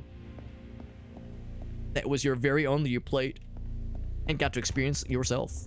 Because that's always a fun conversation topic, is like learning about someone's first, like, you know, first-hand game that they owned, or first console, that kind of thing. I enjoy those kinds of things. It's like the Beatles 3D platformers. Exactly, yes. Super Ringo 64. There are some very inappropriate jokes I can make, so I will hold off. But yes, yes. Let's be real, I would play the fuck out of a Beatles 3D platform. Are you kidding me? Really, it would just be a Mario 64 reskin. It'd be like a really weird and awkward Mario 64 ROM hack.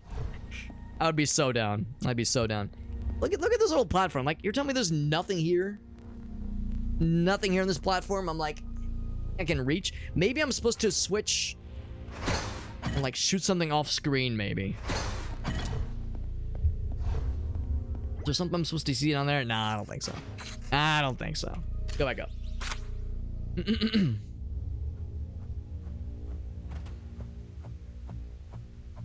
Split up the generations by first cut. That's a good way to do it, I think. Yeah, that's a good, like, not litmus test. What's the word? Carbon dating. It's a good carbon dating for individuals. Like, you know, if your first console was the Wii or the 360 or Xbox One even, then yeah, it was like you can make some assumptions about what kinds of things they would have experienced as a kid.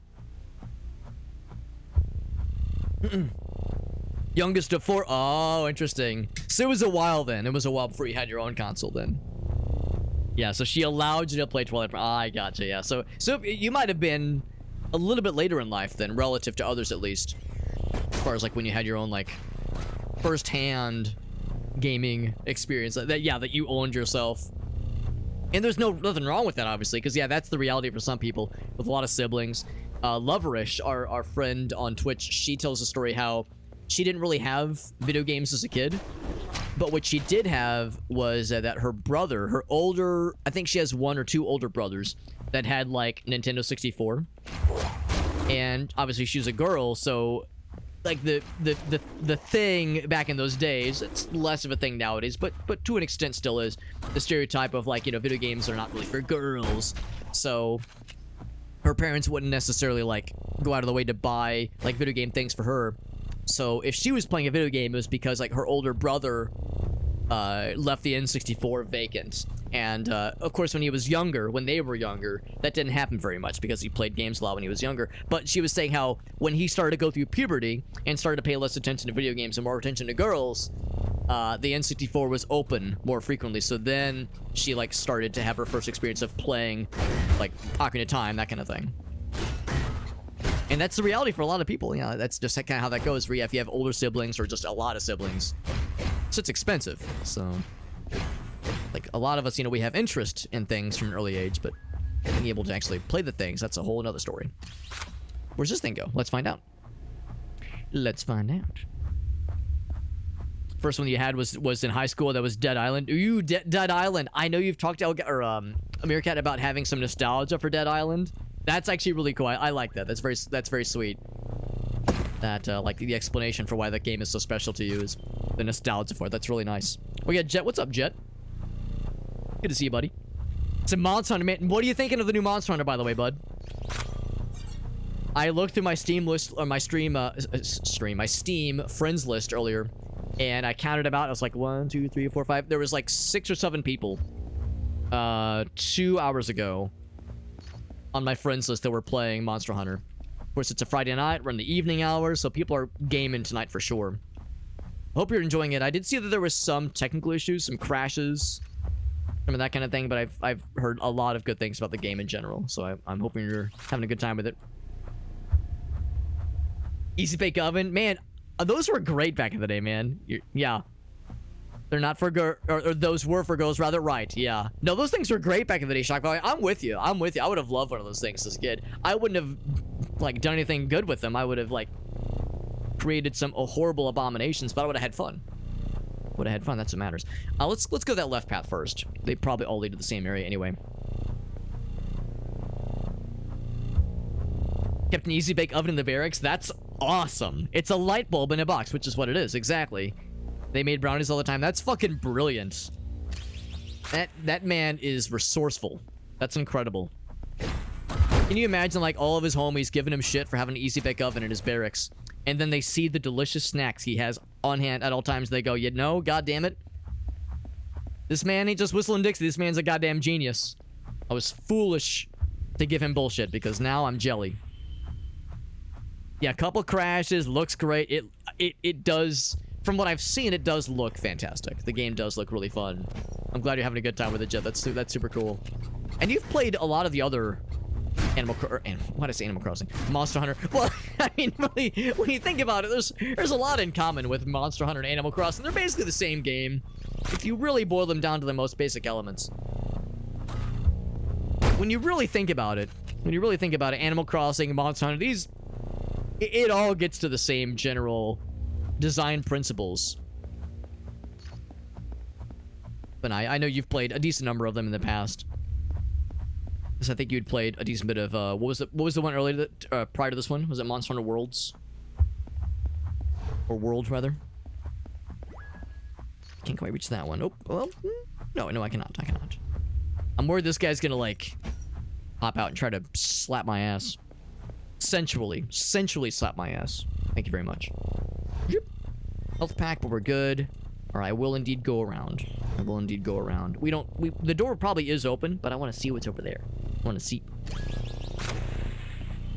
Zip. Something over there. Can't quite see it. No cooking stoves or heating elements, right? Which makes sense. That is that's a liability thing.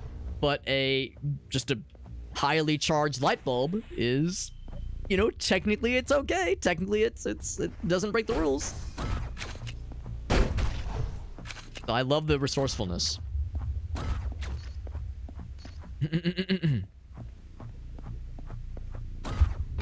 Ouch. Oh, I thought it would hit the wall. I guess it's not really a wall. It's like it's just it cuts off visuals, but you can still walk through it. Thing here? Nope. These guys are still in their display cases. Their anime waifu statuettes display cases. There's a turret down there that's gonna explode with excitement. I know the feeling. Whip. Maybe not. This is a button? It is not a button. I just saw the glowing red thingy. Oh shit. No, no. There's a whole bunch. Bad guys coming my way. Yowza! I can actually kill him. Oh, I almost fell off the edge. Oh, jeez. Now he's dead. He can't hurt me anymore. Whip. Will this make all the turrets go away and stop being angry? Let's calm their titties. Are the titties calm? The titties are calm. Thank goodness. Thank goodness. I hate it when the titties are angry. Or sad. Unapologetically herself. That makes me very happy. As they very much ought to be. I thought that was like a platform I could land on. We got one-legged duck. What's up, buddy? Yeah, yeah. You knew what I was getting at, right? When I'm talking about like anime statuette collection behind like a display case.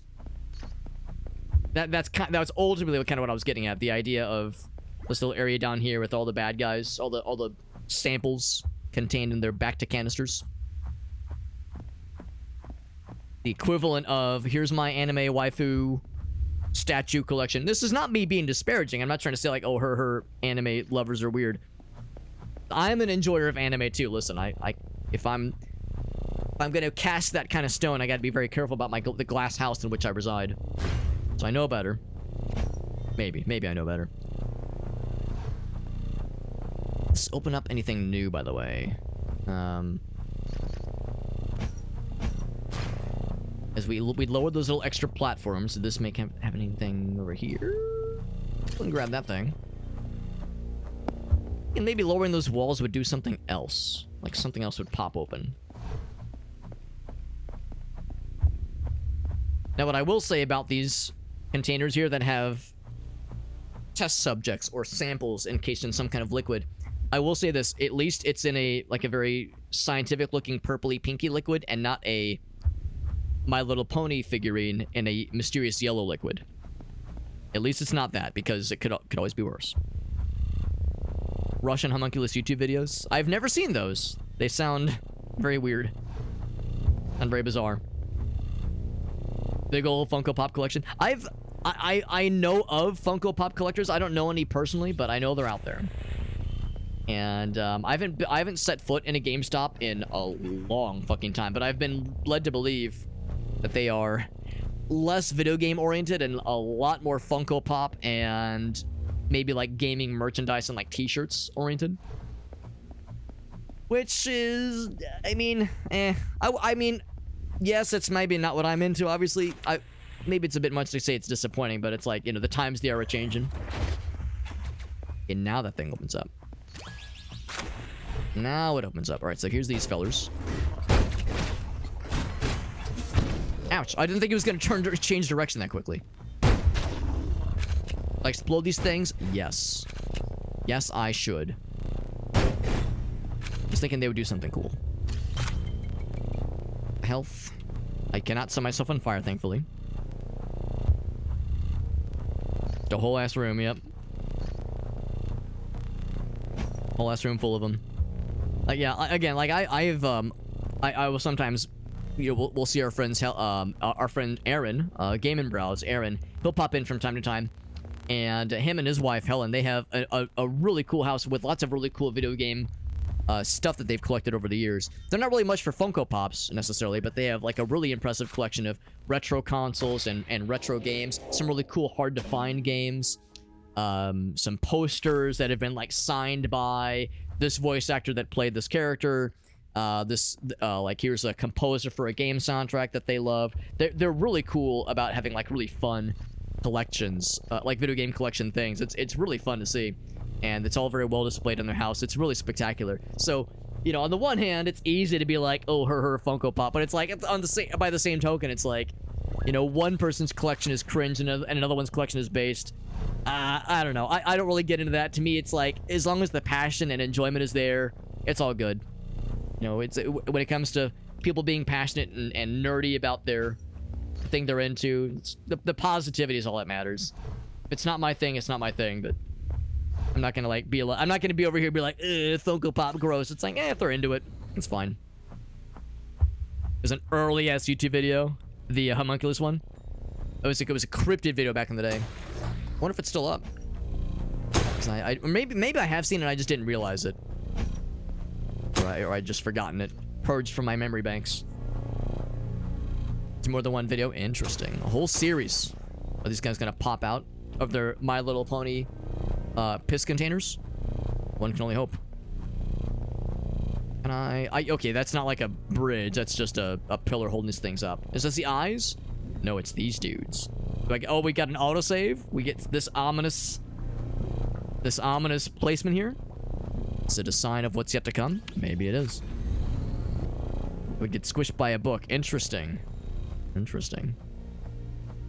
I think we fought these guys before, so they're not new necessarily. Yes, I do remember this now. They're very jumpy. Wimbly bimbly. But they are fallible. They bleed, therefore they can be killed. And they did get killed, because they're fucking idiots. Get grenaded, idiot. Look at that. Nothing. Of course, the grenades do a lot of lifting for us, a lot of heavy lifting for us. It's my cursor. Uh-oh. Where'd my cursor go? Oh, did my mouse die? Oh, I think my mouse died. Shit. Alright, Windows noise. Windows noise incoming. I got bad news if you are extremely sensitive to Windows USB notification noises. USB disconnect noises. I got bad news. Got bad news. There's one. I know. Real bad. Real scary. Here's the other one. Here's the really scary one. All right, you ready? You're gonna watch me. You're gonna watch me do it. It's gonna be very sensual. It's gonna be very sensual. You're gonna see me insert it. That first insertion always feels so right. Up! I'll give you a free one.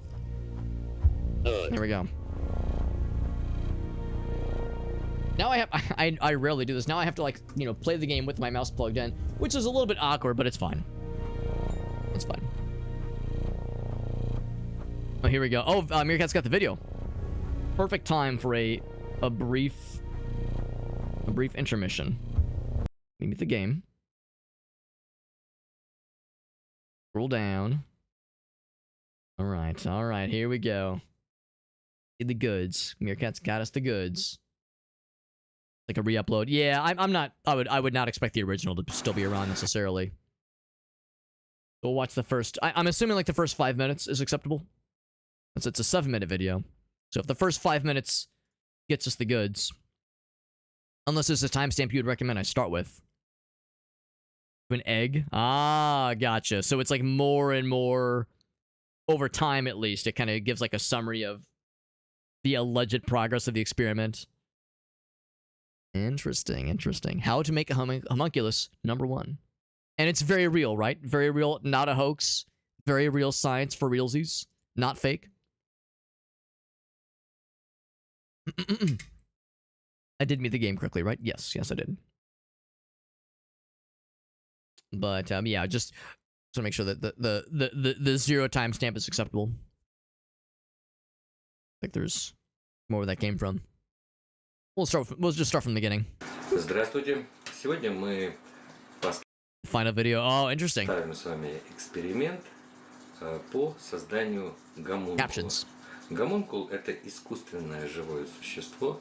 Как создать его, написано в трактате средневекового ученого Парацельса.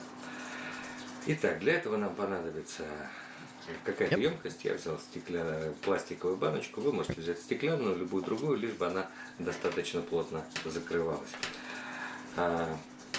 Субстанция человеческого организма, ну, в общем, это семя и обычное куриное яйцо. Итак, для того, чтобы у нас получился гомункулус, мы должны аккуратно сделать отверстие в яйце. But it's eating the homunculus. Do not eat a homunculus. But also don't fuck with one in general. Если кто-то изобретет какой-то иной подход к этому, то от этого ничего не меняется. Главное, чтобы отверстие было достаточно аккуратным. Не следует его делать излишне большим. Чем меньше оно будет, тем больше шансов на то, что необходимый нам процесс будет протекать успешно. It'd be a more efficient way to get a teensy hole in an eggshell.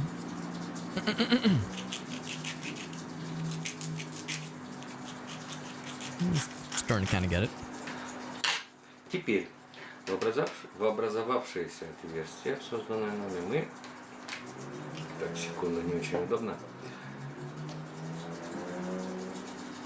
Мы должны ввести семя. The sperm, you say?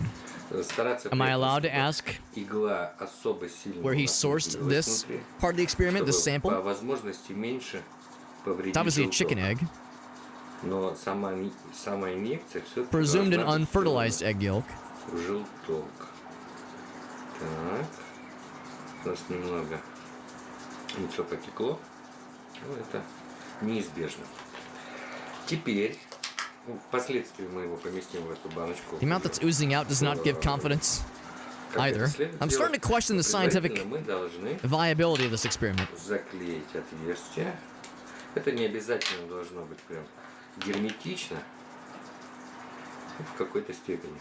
Делается это для того, чтобы возможность проникновения в яйцо каких-то микроорганизмов Oh yes, the microorganisms, yes. Полной герметичности не обязательно достигать, потому что яйцо обладает собственным иммунитетом, Egg has its own immunity. поэтому какие-то небольшие отверстия, они не играют ключевой роли. Главное, чтобы это не были отверстия слишком большие. Вот поскольку наше яйцо дало трещину, мы еще сделаем вот It's right over the crack.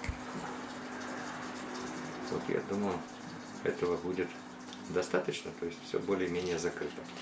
Теперь мы помещаем яйцо в контейнер наш пластиковый, закрываем его. Так. И теперь... You wipe up the excess sperm, as you do, like a real gentleman. И теперь этот You get your partner a контейнер с towel. яйцом нам необходимо поместить, завернуть в какую-то ткань. В данном случае я использую спортивную шапку. Вот, это делается для того, чтобы она находилась в относительном тепле и чтобы не проникал свет. Warm, dark Вот, place. теперь A dark closet. вот, все вот это сделанное помещу в кладовку. Можно поместить в любое достаточно темное место. И самое главное, это должно быть такое место, чтобы кто-то случайно... And undisturbed, это не okay. Потому что необходимо, чтобы все это находилось в темноте.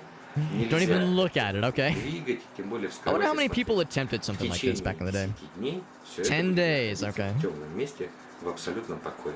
Потом мы посмотрим, что из этого получилось. Reasoning about the homunculus.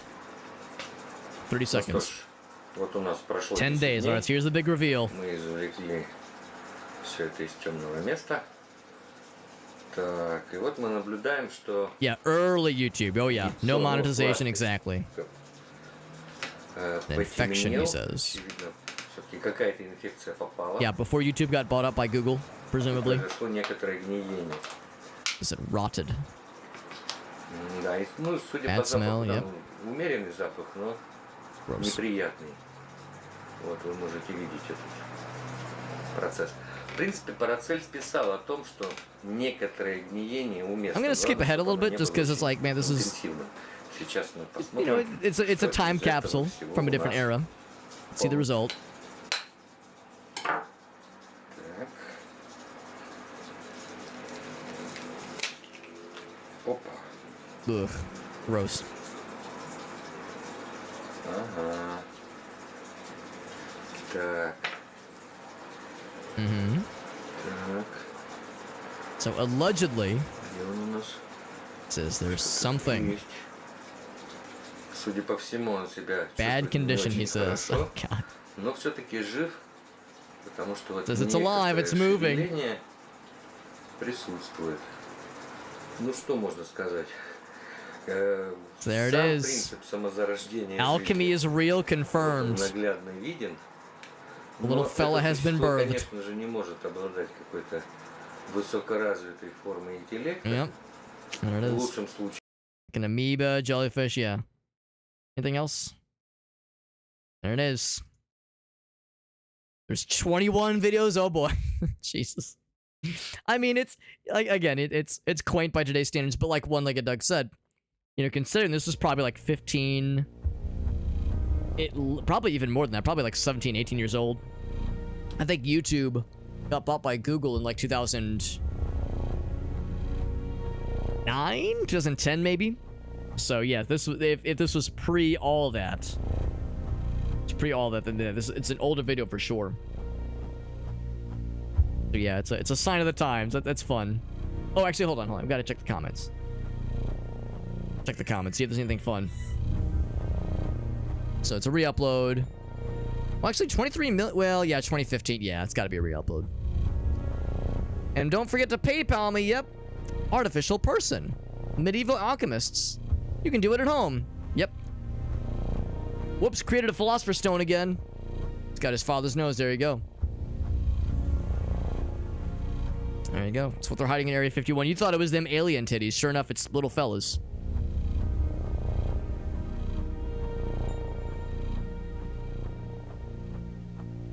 Now I know how McDonald's makes chicken nuggets. That's right. Thank you, Obama Pyramid. That's perfect. The Obama Prism. The weird side of YouTube again. It is impressive, though. Even with this upload, 23 million views.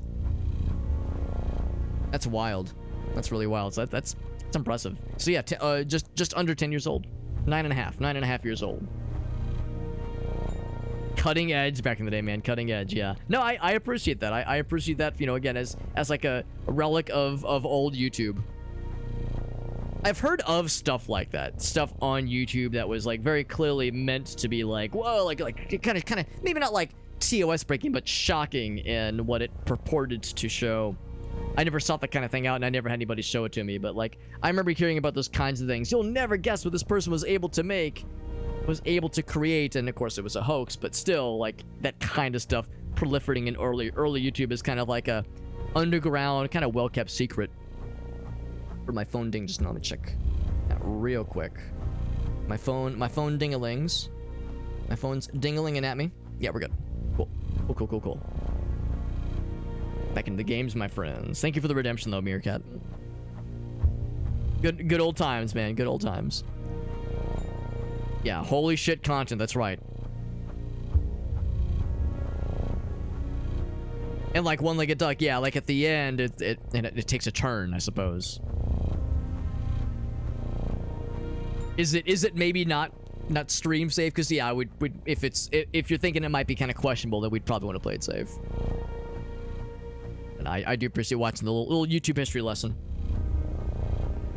Let's go ahead and get back to the games and continue smashing these thingers. These thingy boys. Yeah, just best to play it safe. Yeah, lots of blood. That's fair. A slight amount. There's a lot of fellers. Oh shit. Oh, double shit. Oh, that's what it was. You can't throw grenades over gaps, which is annoying, but I wanted to shoot the grenade. Oh, I fell off. And I don't just mean content-wise. I did indeed fall off. That guy just got exploded.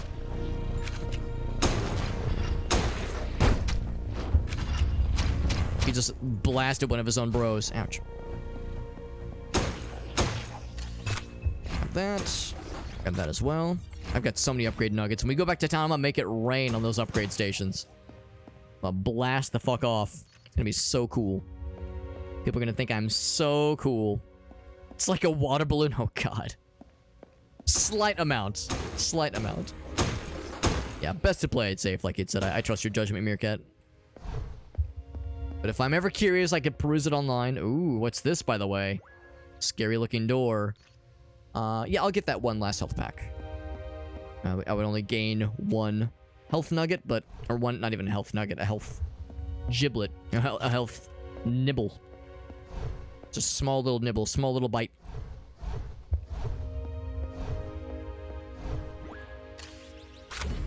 Very scary looking door.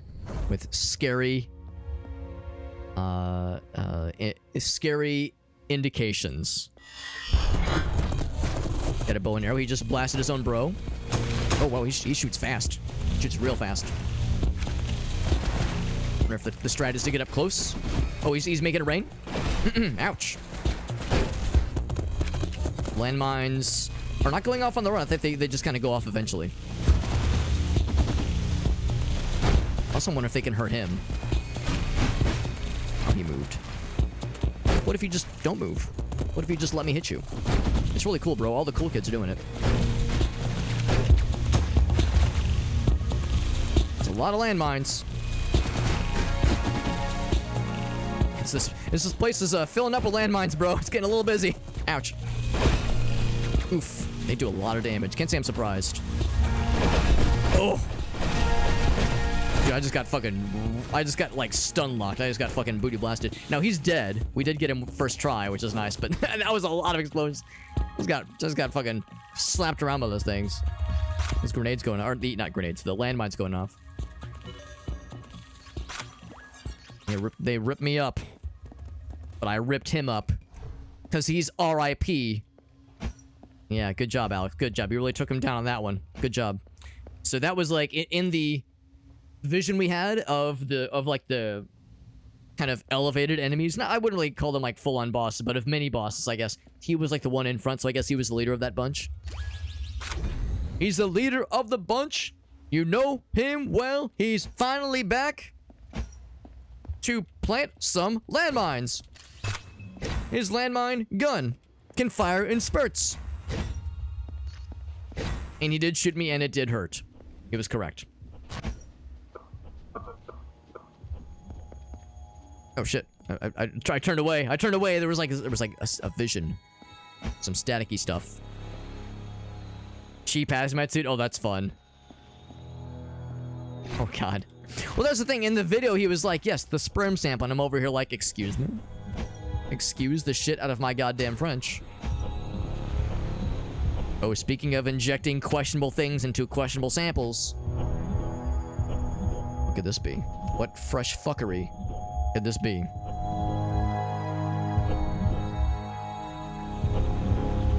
It's like, it's slowing down as we approach. What does it all mean? What does it all mean? Oh my, fell in the background too. Holy cannoli, didn't even notice that. Are the pillars we're raising, are they like reconstructing him? Is he being brought, are we like unknowingly bringing something evil and terrible back from the brink? Maybe it's not good for us to be replenishing these pillars. Maybe it's a bad thing. Only one way to find out. To press on without hesitation. Or consideration. Or masturbation. There it is. The final pillar. There's also a thingy over there, which is way more exciting. Upgrade points? Hell yeah. Progress towards completing the quest. The main quest? I sleep. Progress towards getting more upgrade points? Real shit. Presumably that'll open up after we do this thing. I guess I'll do the main quest stuff, I guess, but I'm not gonna be happy about it. I'm gonna complain the whole time. Alright, let's do it. What's gonna happen? Oh shit. Hold on to your butts. It might get loud. It might do the loud thing again. We don't know. Or at least I don't know. So what? What have we done? What hath we wrought? What hath we brought into the world? Oh shit. Well, nothing obvious yet. But maybe we'll find out soon. Maybe we'll find out soon when we go back to that little center area.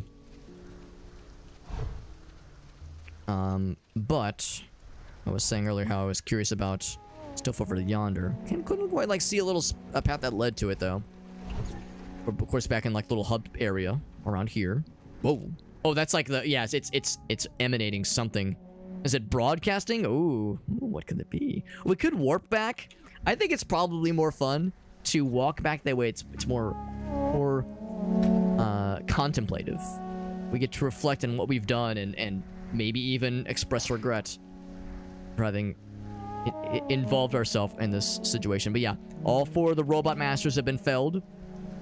Dr.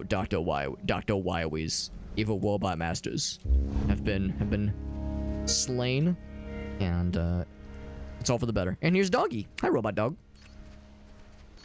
Robot dog. He's even got a little robot tongue hanging out, which is cute. Actually, how's about this? Let's take a contemplative moment to hang out with robot dog for a second. Contemplate. Yeah, in fact, my guys will like sit down after a few seconds of remaining idle. So we're gonna hang out with the dog for just a minute here, and I am going to use the restroom. There we go. Yeah, I'm gonna use the restroom. So we're gonna have this as like a little moment of zen to just contemplate and meditate, and then I shall return in 2 minutes. 2 minutes and some change. I'll leave the game audio up so there's a little bit of stuff in the background. I'll be right back, friends.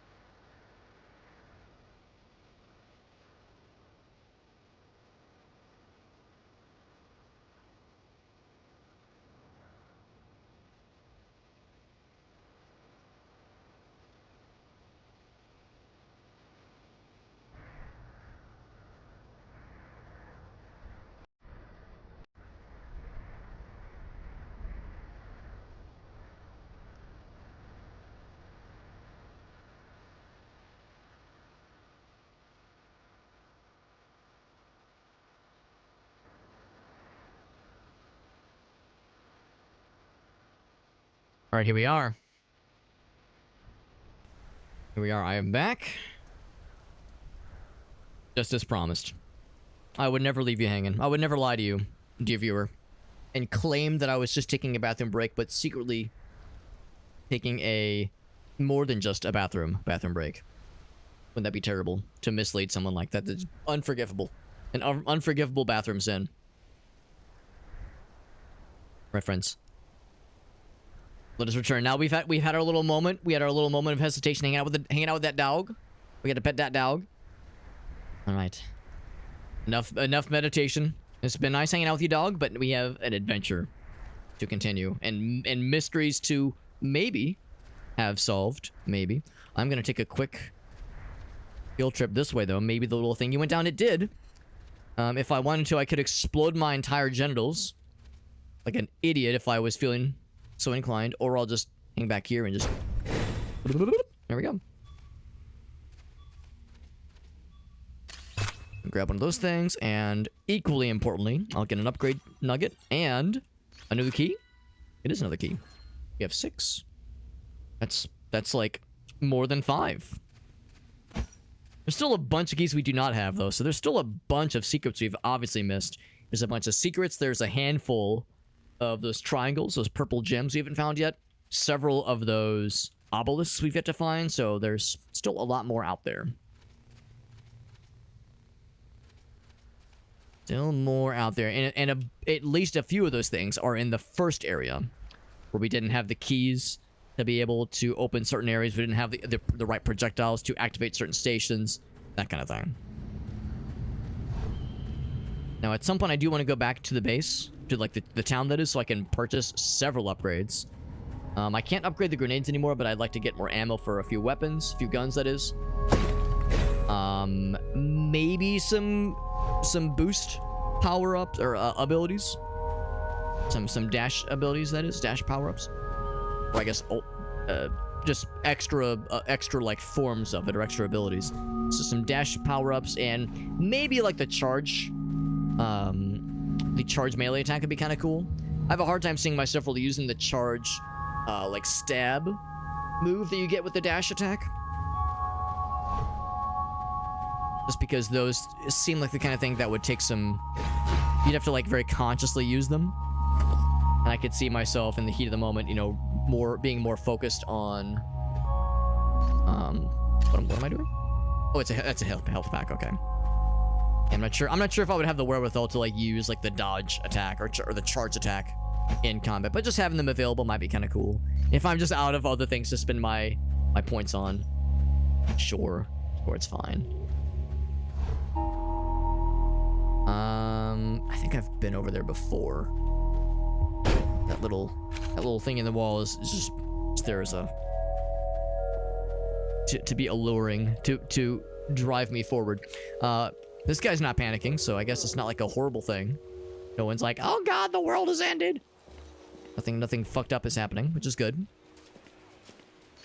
We got to hang out with other lizard peeps earlier, and it went pretty darn good. Yeah, you don't have any other grenade upgrades for me, do you? He has no more for me. Yeah, I didn't think so. I got so much monies, though. So many monies. We need a bunch of keys. We're halfway there. We're halfway there to having enough keys for that little area. So the gun zone would be a fun zone. There's this guy just vibing. There's this fella. See, I think what I might do... Actually, yeah, I also want to check the cosmetic areas. Because we got that one dude's sword, I think. Which might be kind of cool. Speaking of which, I should break some stuff to get my ammo back. Not break those. That's a little bit curious. Break those, though. So... Oh, it's the pink fella. Yeah, pink fella sounds nice. Cool. Like anything else? I do get like a deep brown sword. I don't know, I think I still like the blue one more, honestly. I like how it pops. Very, very cool visual. Oops. I'll have the pink robot and the pink cloak. Very masculine, very tough.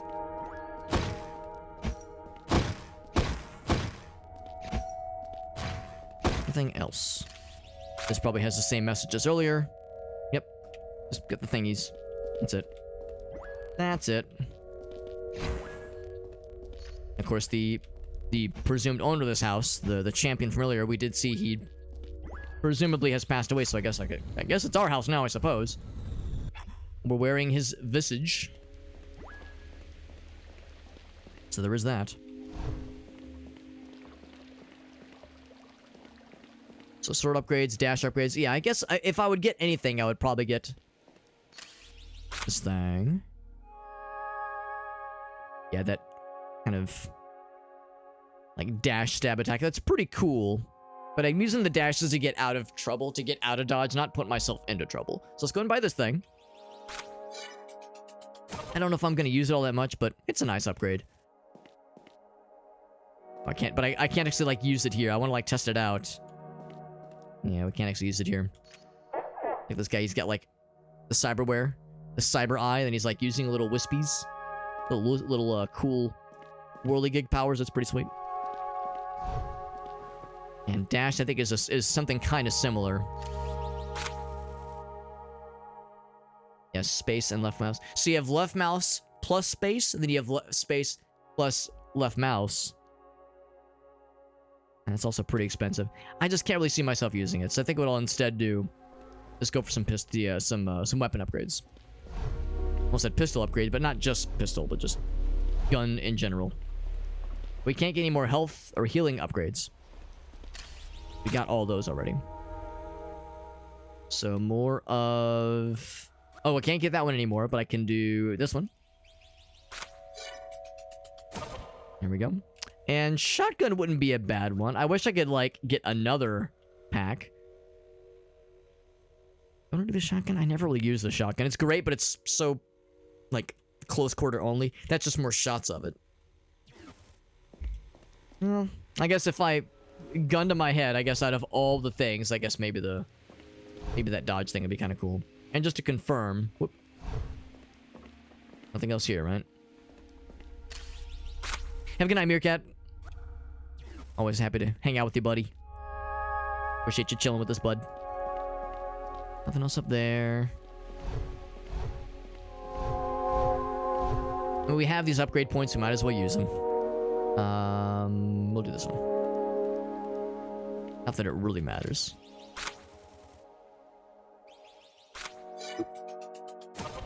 We got all these sword upgrades. Every single damn one. Wish I could test them out here. In front of all these training dummies. After all that... Here we go. Is this the final area? Again, we don't have all of the pink diamond thingies. So I don't know if we're gonna have to... If we'll reach a point where... Oh shit, sorry, you can't go forward. You need all the other MacGuffins. Ooh. Very ominous. What does it all mean? So mysterious.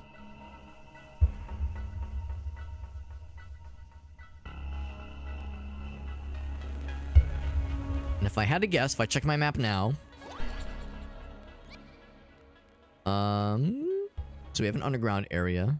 And a couple little thingies. Oh, it does tell us that we had gotten that one already. Oh, right. That makes sense. We're looking at the other underground parts of the map. Or it's the other areas, that is, other regions. So...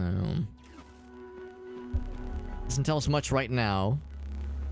Oh, well. I see the bleeding dinosaur heads. Okay. Am I missing something? I might be missing something. Do I just shoot? Oh! Okay. Yep, you just... Oh. Do we have a vision? Oh, loud? Okay, no loud warning. I thought our guy was having another vision. I swear I was just gonna fall down and fall damage and be like, oh shit, there was something we missed. Whenever our character starts hacking up something randomly, it's like, oh fuck, are we having a vision? Little blinking, see that? Oh. Was that the creatures from our visions? Maybe they're real. Maybe they're not just make-believe. Oh. playing with my mind, man. They're inside my head. There's only one way to get him out. I must free my brain from its skull prison.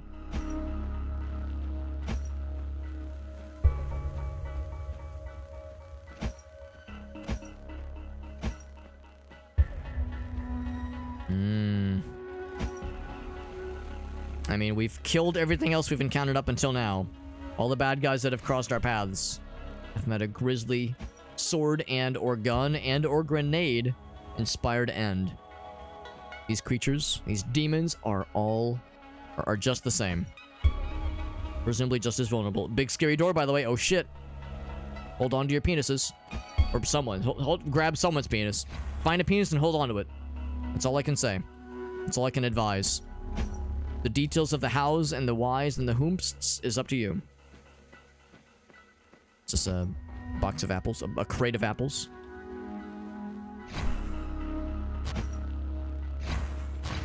Nothing around here. Nothing.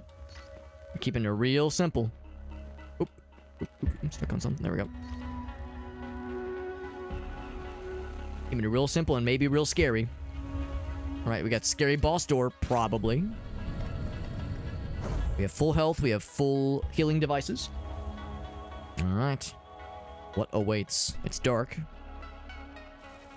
And check the map. Yep, we're still in the same general zone. That's powering on. Okay. That might be the thing I can teleport to, or dash to, that is. Dead creatures at computers. Is this the Eiffel? Oh, another vision. Maybe. Our guy was hacking up something. Interesting how the blood dissipates. After we yak it up, it just kind of vaporizes out. Lots of health packs. Lots of health packs and some ominous visual and audio things happening here. This smells like a boss battle to me. Big ass arena. Oh yeah.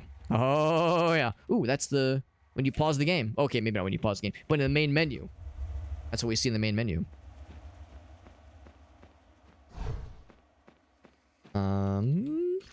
Do I attack? Oh, you use. Here we go. What's it gonna be? Is this a portal to another realm? It's just a big ass door. And we have found the nightmare zone. The big pink. We found the big pink. I'm gonna give him the big stink. Oh shit. There he is, the thing from our visions. Whoa. I'm gonna guess he's got like a whole bunch of bullshit and probably. Oh, okay, there's some. Oh my god, it's a lot of damage. Jesus fucking Christ. Whenever he does that, try to get into a corner. He'll take like little bits of damage. He's probably gonna have multiple health bars. Let's be real. Oh god. Ouch.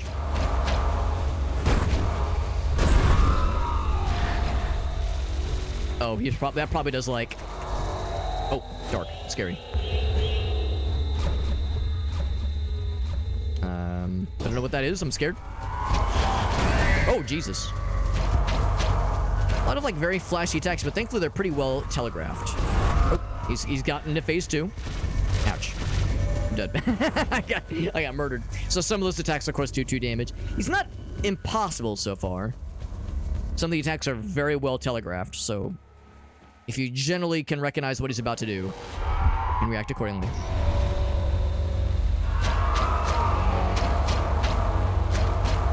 Thanks for just letting me kick the shit out of you for a little bit there.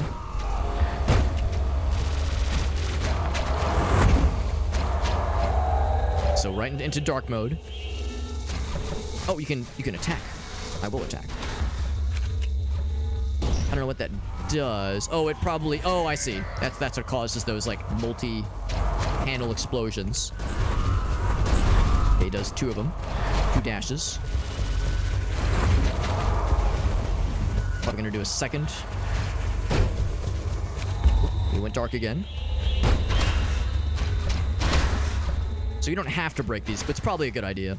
Makes things easier when he respawns. Kind of kicking the shit out of him right now. My eyes deceive me. If I only taken 1 hit, he's gonna have a second phase. Ain't no fucking way. He's got a second phase. Fucking stabbed him right in the penis. And now, what have we done? We've killed the pink diamond god. Uh-oh. But now we got the owies. Oh, we're good, we're good. Oh, we need to heal though. All right, I've healed. Oh, I cannot heal. Oh no, I'm trying to move. Heal. I can't heal. I'm trying. My little fella's like, heal, Alex, you need to. I'm slowly moving. The creature, it's guiding us. It's guiding us out. I tried to grab a health pack. I can't do it. We took one hit in that boss battle. So me having 1 HP is lorefully interesting.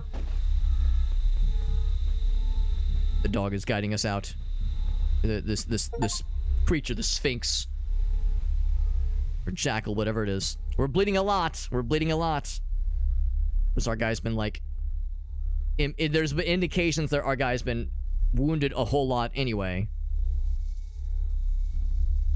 Is this like succumbing to our wounds and accepting our fate, or... I guess we'll find out. Uh-oh. This is kind of resembling where the area where we began. We began up against one of these sculptures, I think. In the very start of the game. The noble creature looks on. What does it all mean?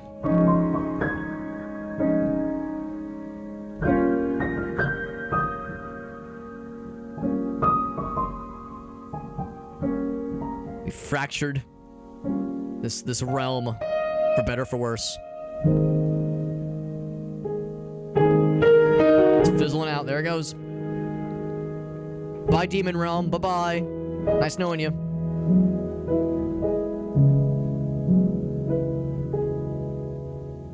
There we are.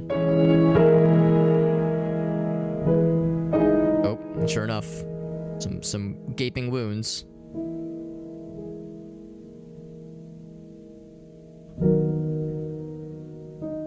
That boss battle was really not too bad. Probably the hardest boss battle, for me at least, was...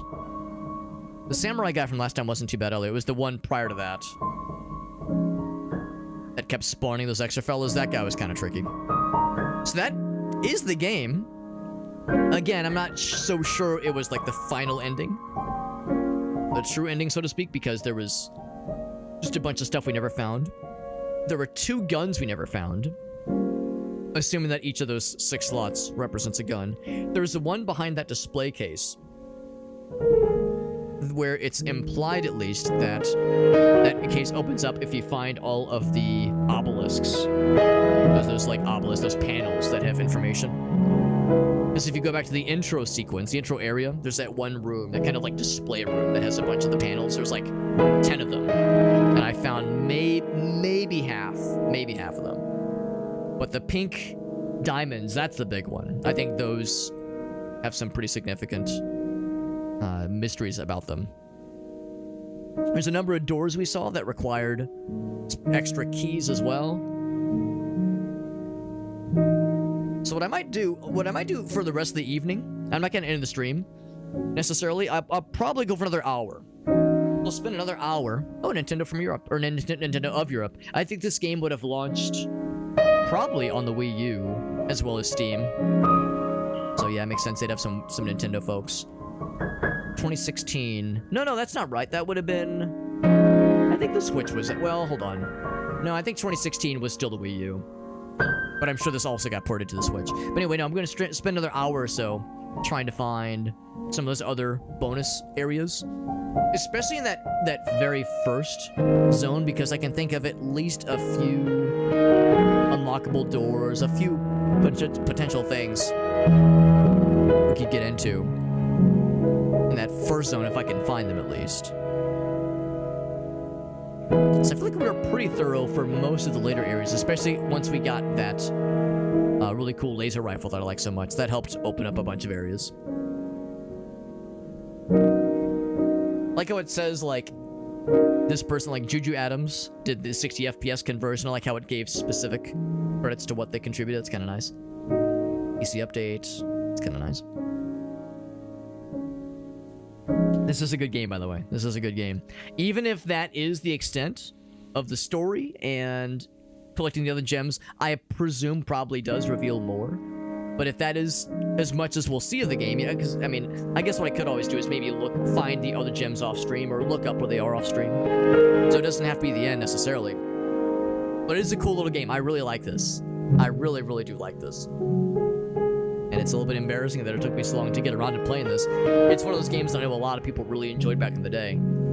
So I always knew I'd want to come back around to it. But this was good. What's next on the agenda?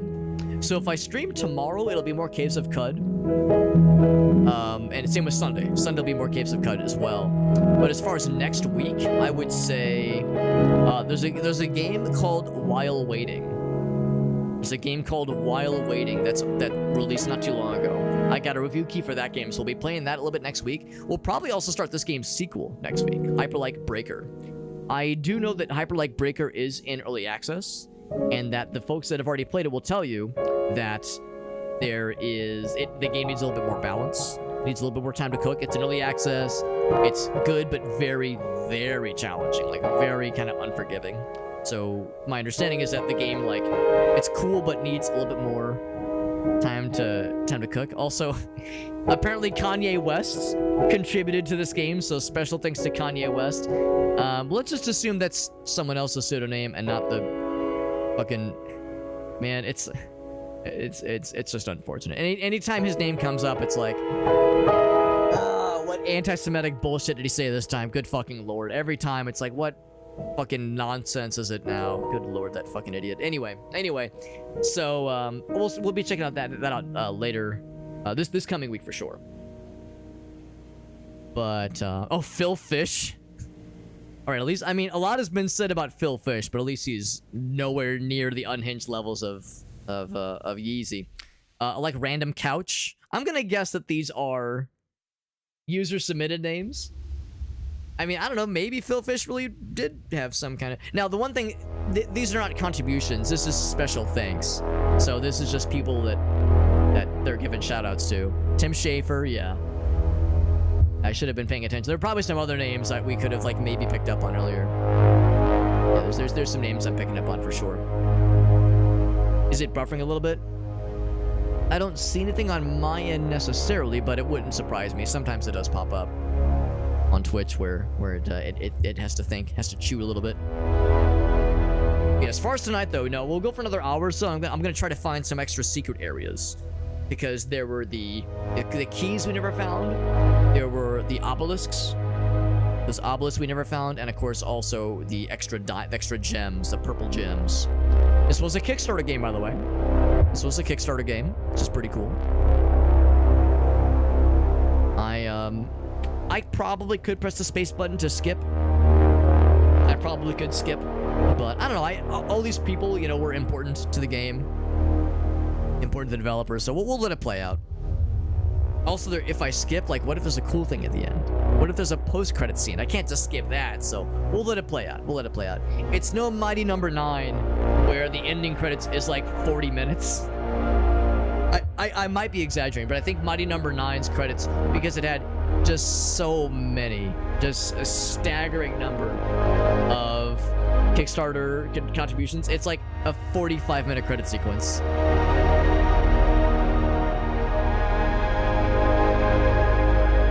It might be internet's being a little bit scrungy. It's okay. Yeah, I don't see anything on my end necessarily. Is Phil Fish the... Yes. Yeah, Fez guy. You know what? Talking about like old school, maybe not old school, but indie darlings from yesteryear. Indie darlings from like the 2012, 2014, 2018 time frame, you know, from 10 or so years ago. Fez is a game I really ought to go back and play at some point. Despite Phil Fish's unsavory his unsavory reputation. I mean, back in the day, Fez, of course, was, you know, really making waves as being a remarkable indie game. And I don't doubt that it's really cool. I don't doubt it's a really good game. But yeah, if the problem, of course, is that Phil Fish kind of poisoned the well as far as any conversation around that game, because yeah, he's such a piece of work. Again, I never actually played the game. I've yet to play the game, and I'm sure it's good, but it's kind of a shame that anytime the game comes up, there's this connotation. We did drift those lights. We did, Elgas. We did a good job.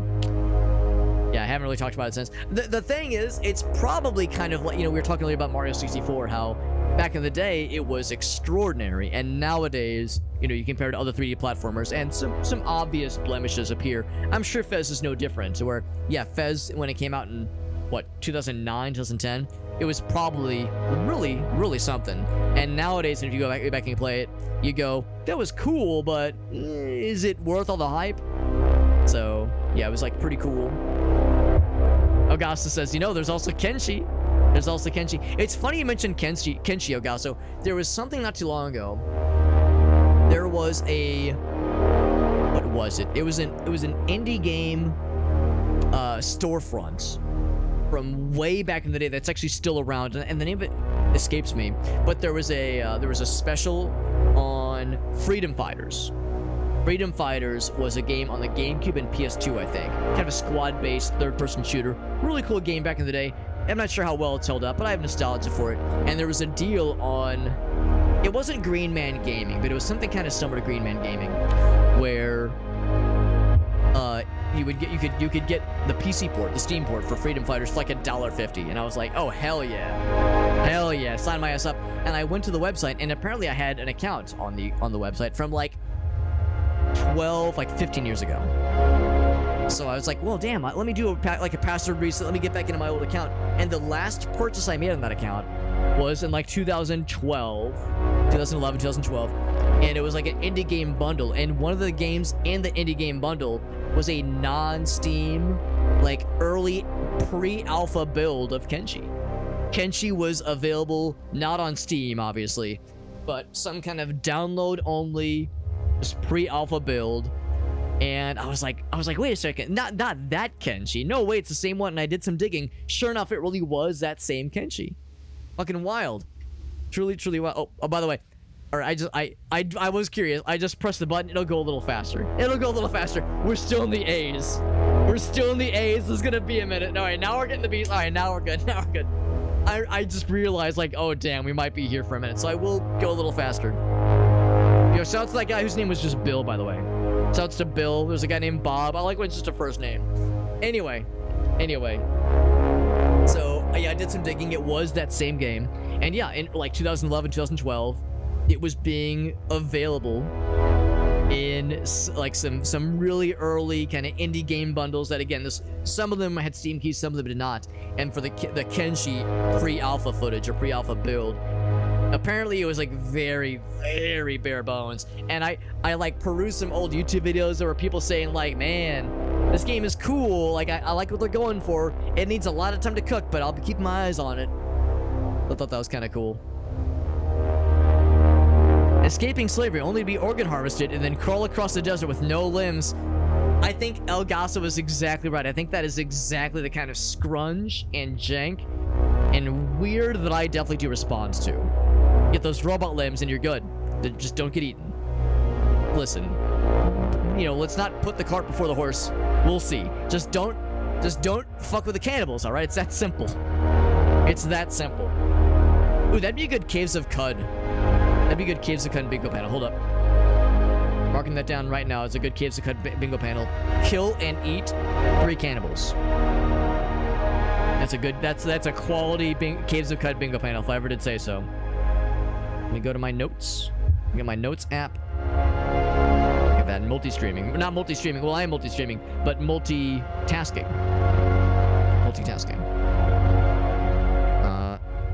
Kill and eat 3 cannibals. Something I said earlier. Oh, right. Alex makes a strained reference to the Beatles. There we go.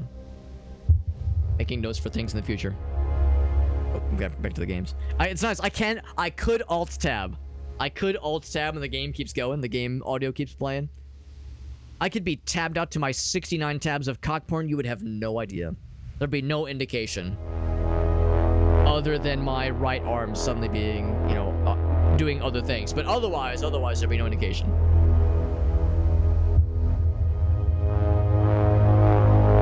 We're in the caves, by the way. Where's the fun in that, though? The cannibal territory is indicated by the fact that you'll see cannibals. Well, damn. Well, damn.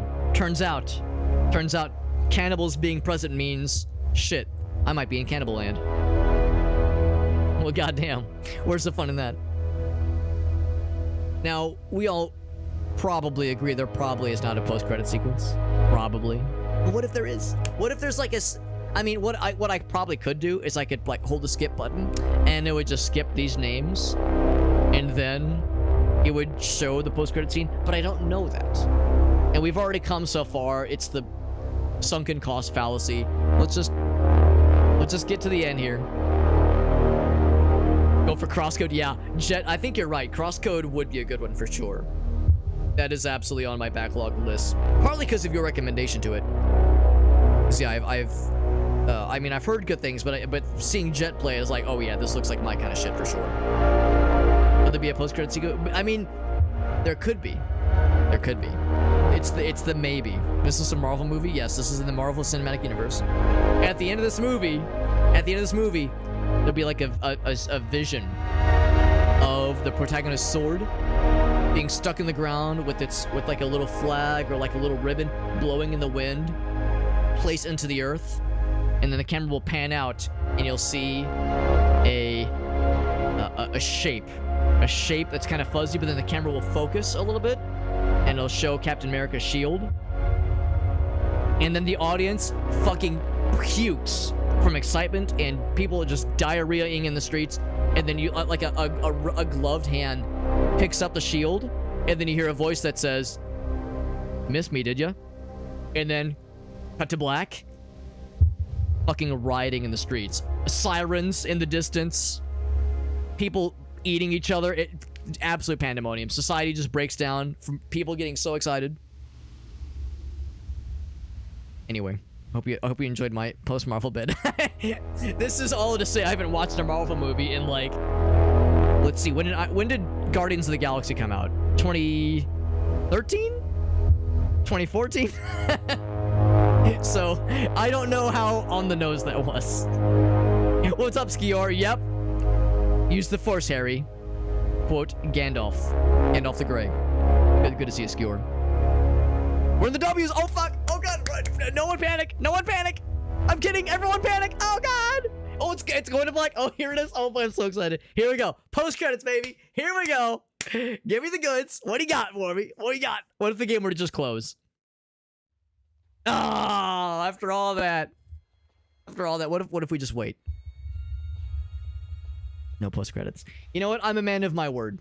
I'm a man of my word. I always will maintain, and I don't think I've ever broken this, that if we're beating a game for the first time on stream, I will always show the full credit sequence. Because my philosophy is that a lot of people worked very hard to make this game.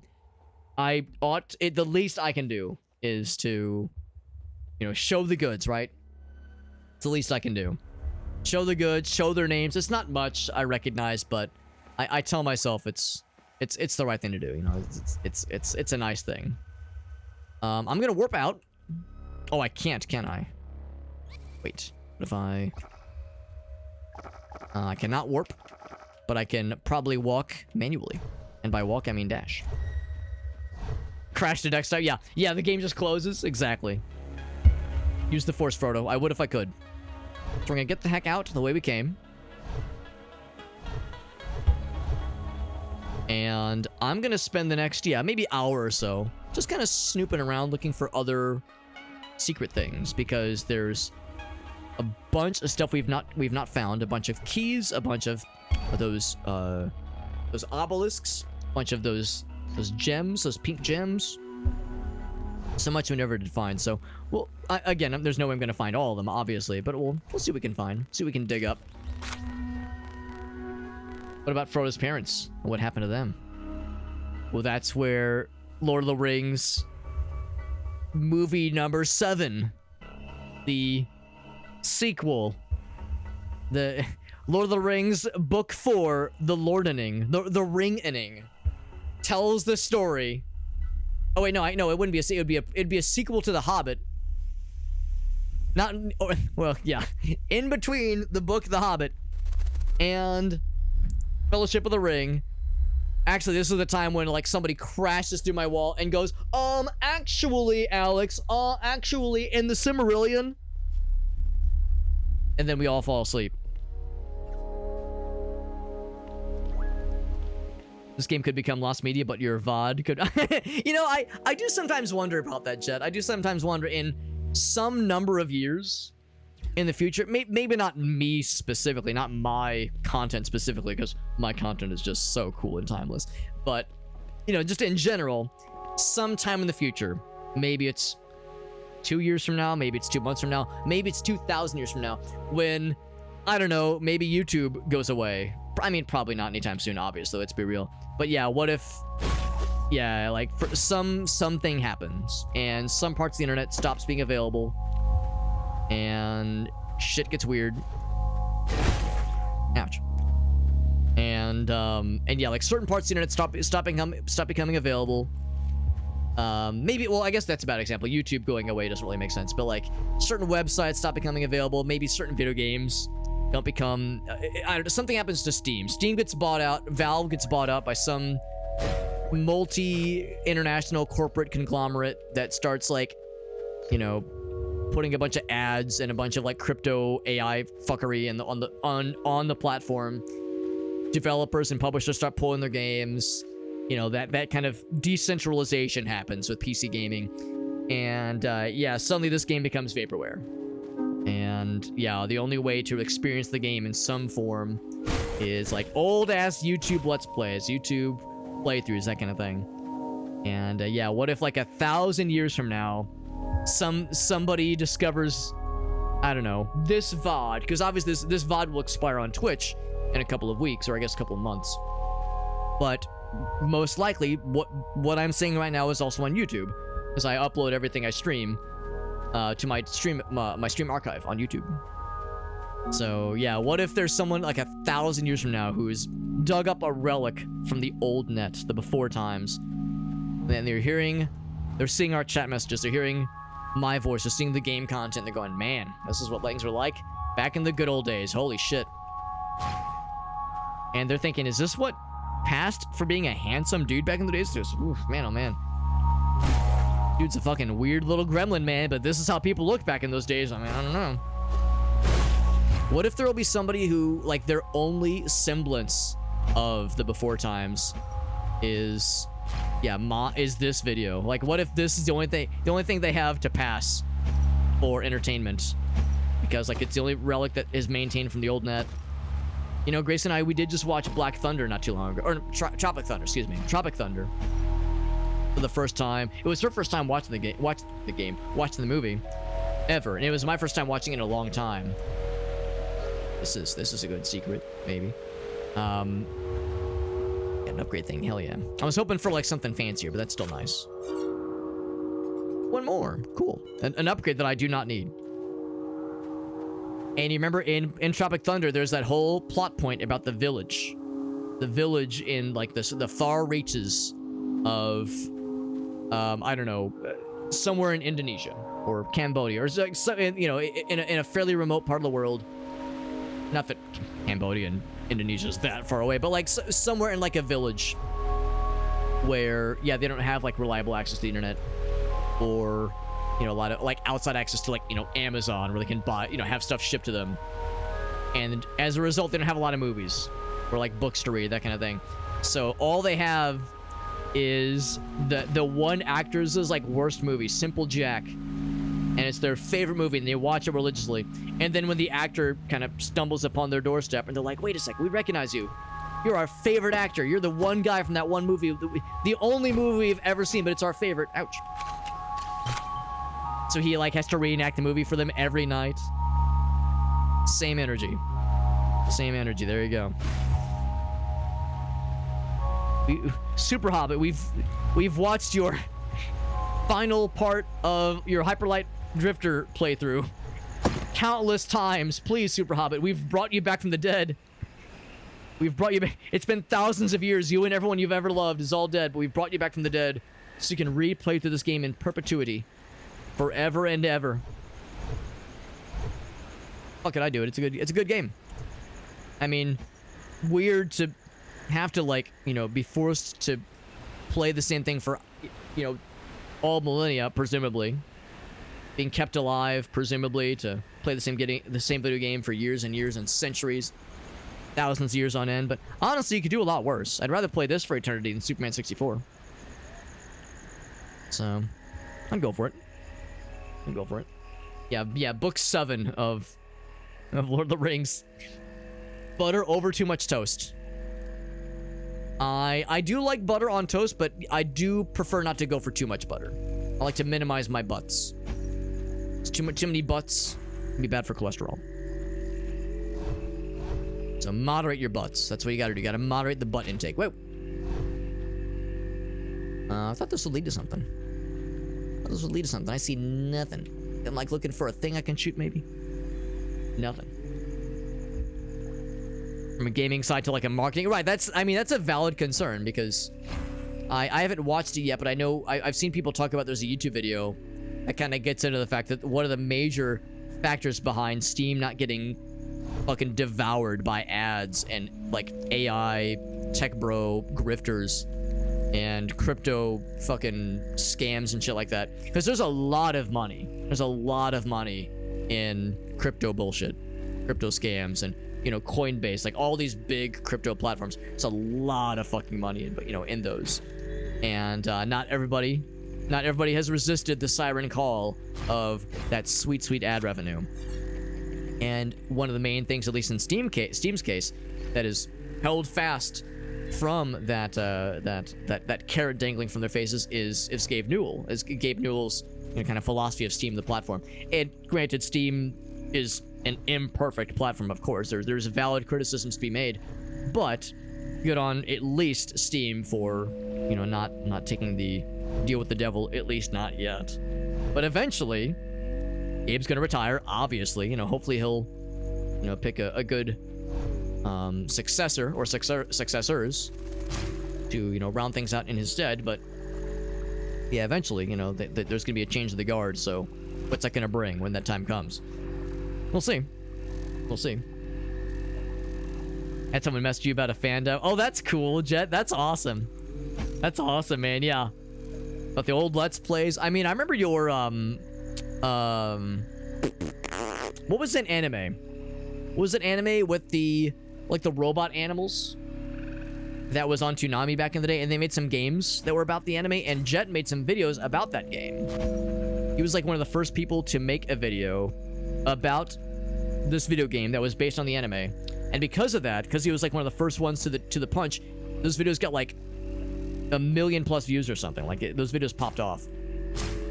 So yeah, I would very much believe that, yeah, those early ass YouTube videos, like there were some people that were like, yo, Jet, oh, hold on, what was your screen name? Jet Force Gemini 360 Gaming. I remember that shit, bro. There we go, the Zoids game, there we go, thank you. Onto the pile. Make your own damn pile. Oh, that was sick. Get their asses out of here. Get their asses out of here. Every game on their platform has to use... Jesus fucking Christ. Yeah, I don't want to imagine. But, I mean, that's the problem is... I mean, right now, Steam's held fast against that, you know, again, making the deal with the devil, but... The anxiety is when someone else takes over, will they adhere to what has, you know, so far been Valve's vision, or will things get weird? And I don't know if I necessarily subscribe to the notion that Gabe Newell is single-handedly gaming's savior. I don't know if I'm quite down for that level of hero worship, but I will acknowledge the fact that other proprietors would not have stuck to their guns. You know, other lesser and more susceptible capitalists would have absolutely filled Steam with all kinds of gobbledygook. You know, there's the term, what's the term? The enshittification. The inevitable enshittification of the internet. The idea that, like, you know, eventually, and I don't know if I quite see it this bleak, but the idea that eventually I'm just seeing the same thing over there. Every, like, service, every website, every thing will, like, eventually get, like, tainted with the draw of, like, too many ads, too much bullshit, too much bloatware on their website, on their service. You know, you install it, it gets a bunch of bullshit. You sign up for their mailing list, you get added to a billion spam accounts, like spam email account lists. Like, and of course that encourages people to say, all right, fuck this, I'm gonna stop using this thing. I'm gonna use the competitor's site instead. Until that one then gets taken over by similar bullshit. So you go to the next one. Like, they call it the shitification of the internet. This like inevitability of like, well, it's all gonna go to shit anyway. I don't know if I quite see it that bleak, but there's probably some amount of truth to that. They have done some sketchy shit. Yeah, that's a perfect example of how there are absolutely some very, very valid criticisms. Let's see, the loot boxes thing. They take a very, very hefty cut from most game sales. I think it's like 30%.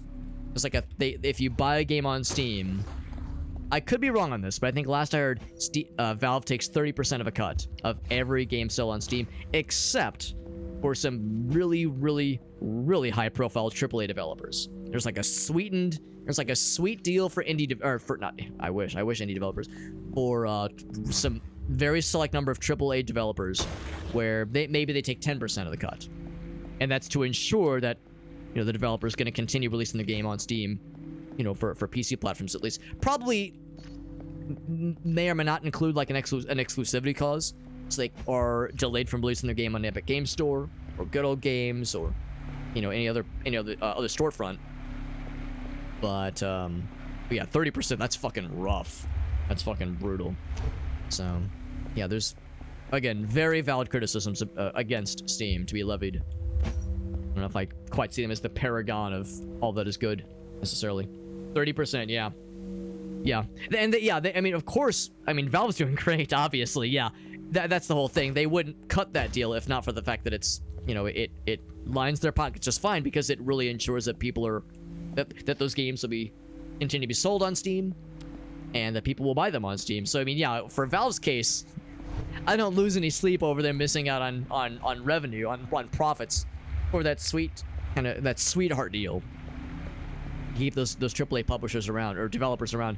What I do worry about is the fact that, you know, ultimately it really puts, like, the mom and pop shop indie developers, you know, under the gun, because, you know, making games is expensive, and it's complicated, and it's hard, and, you know, for a lot of indie devs, they don't have a ton of extra revenue, so, you know, you go into the red to make a game and to publish it. So you need those game sales, especially like the first couple weeks or like a month of a game's existence on Steam, to get yourself out of the red, to pay off your debts, and to be able to start investing in the next game. So if those profits are undercut by 30% cut that just goes away, that does not go to the developer but goes to Valve, I mean, that's gonna make the next game that much harder to develop. And it's no wonder that an unfortunate number, I don't know what the percentage is, but an unfortunate percentage of indie developers fold after their first game, because, you know, at least on PC and probably other platforms, let's be real, there's, you know, the reality, the economics start to become pretty unfriendly after that first one pops out. It is rough. Oh, it's still doing the eminence. It's emanating. So I was really hoping there'd be something that would kind of give you a hint. It gives you other hints. Let's go north. Gives you hints about where more secrets could be. As you can probably tell, I'm really... What does my friend Amanda say? I'm really licking the walls right now. I'm really, like, trying to look for secrets.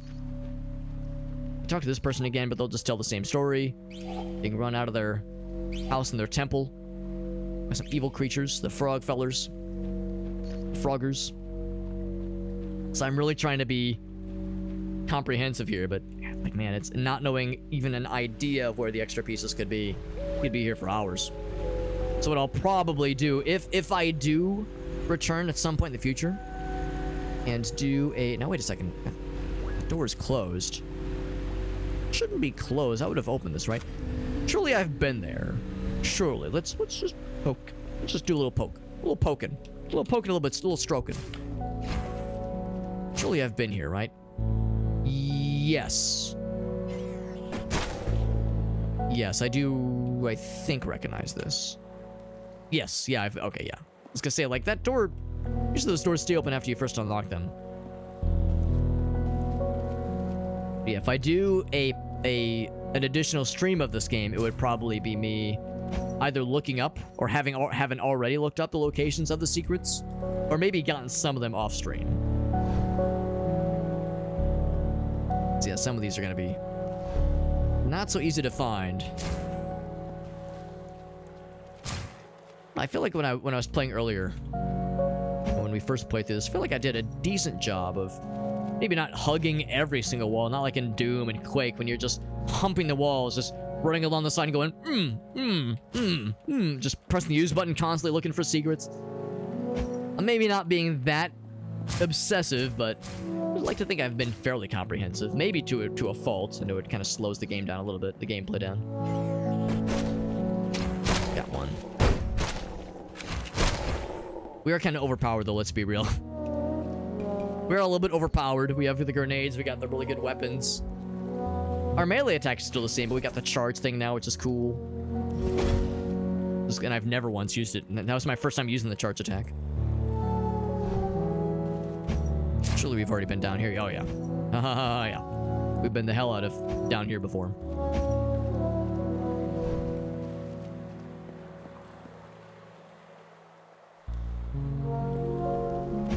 But the one thing I will say about a game maybe not giving you a hint of where the next secrets are, or an unlockable thing that maybe gives you a nudge, like that Tiny Terry's Turbo Trip game we played last night.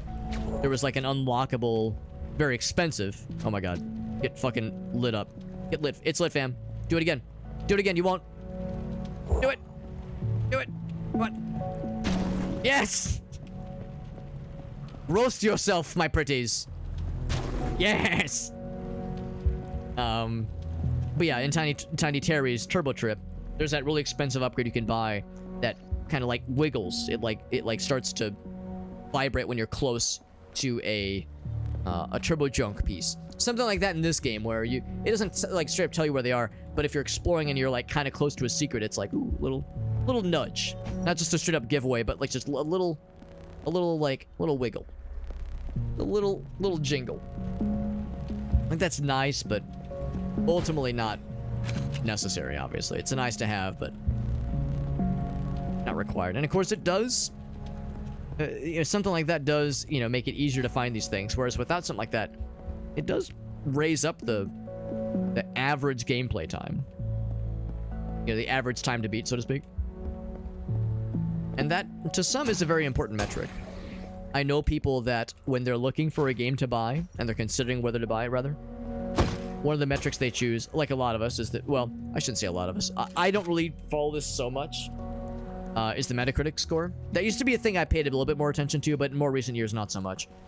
So that's a metric that some people consider. Other people, they look at time to beat, or how long to beat the game. And if it's under a certain amount, they go, maybe I'll get it on sale.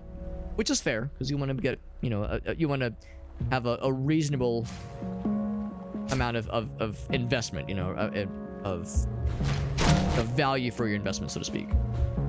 This whole time I didn't know you could deflect the grenade itself. Oh, maybe I didn't deflect the grenade. This is so much easier now that I've got like the ability to, I can throw grenades and I can deflect projectiles. It's so much easier.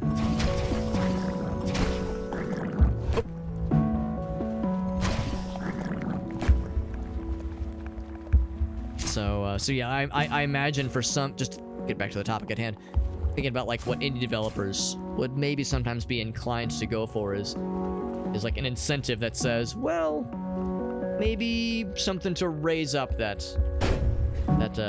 gameplay hours, the time to beat metric a little bit. Like maybe not artificially, but maybe something to encourage it along, because that is a metric that is important for some people. That was probably more of a significant thing way back in the day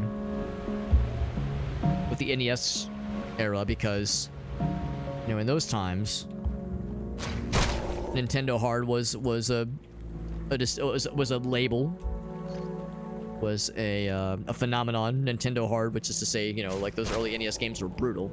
Partly because they were made to be fairly short if you knew what you were doing, but most of us didn't know what we were doing. So the length of time to beat, Super Mario Brothers, or Kung Fu, or even the original Legend of Zelda, was fairly short if you knew what you were doing, but most of us did not know what we were doing, so, you know, we would get our asses kicked because those games were really fucking brutal. And that was what kind of padded out the game length. So that was like a more extreme version of developers saying, well, maybe we'll make this slightly opaque. Or you know, maybe not give all the answers, to kind of encourage that time to beat score to be a little bit higher. Can I activate this thing? Actually, I can probably just melee it.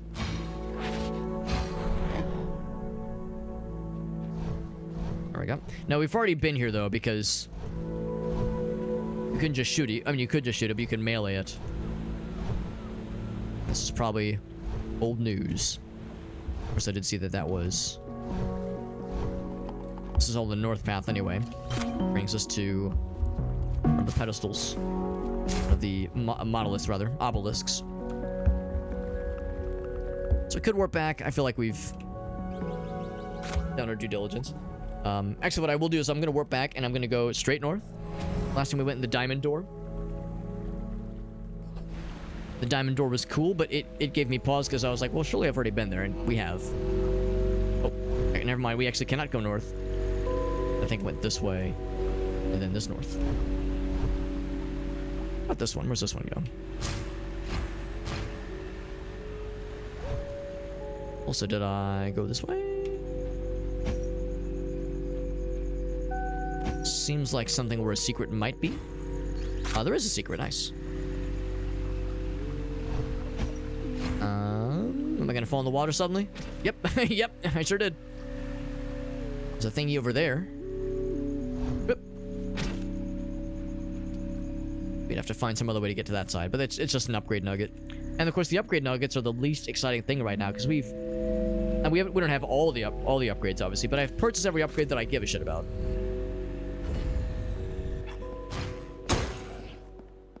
But Alex, the completion aspect. Don't you want to be a completionist? Whoops. Ouch. I'm really good at the timing. I'm really good. I took damage because I'm so good at the timing for that.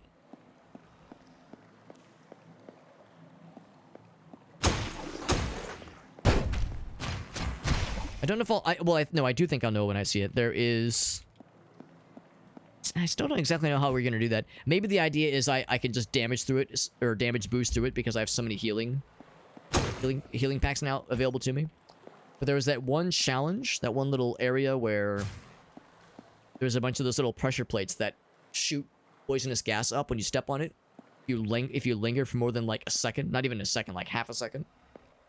We tried it the first time we came through here, and we didn't really have what it took to get through and to make it to the end, because you either you run out of health, or you get knocked off of the platform, or you couldn't dash quick enough to kind of outrun those gas traps as they were activating.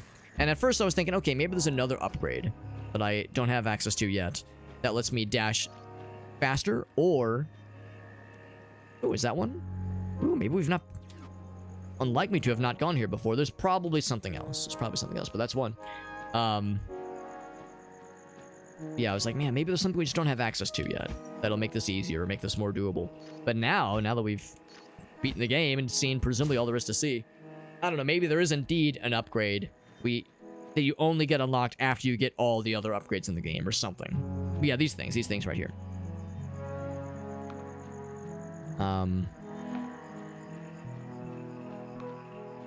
But I'm wondering if maybe there's like maybe there's like a pro strat that just involves just damage boosting through things and just kind of healing past. Woo. When you're getting damaged by those things. Now again, I've almost assuredly been here before. Almost assuredly. Here to be gotten. Ooh, but you can probably... Okay, this actually might be a good example of kind of what I was talking about. grab the heal. If there was a like a button I could press or something I could do to suppress those things, that'd be great. Ooh, look at that. If you have all the majiggies, go through this doa, but you need all the majiggies. I have 5/8 of the majiggies, which is less than all of them. Alright, well, let's try this. Ouch. Ouch. So yeah, in that case, just gotta damage through it. Yeah, you just gotta damage the boost through it. That's really the answer.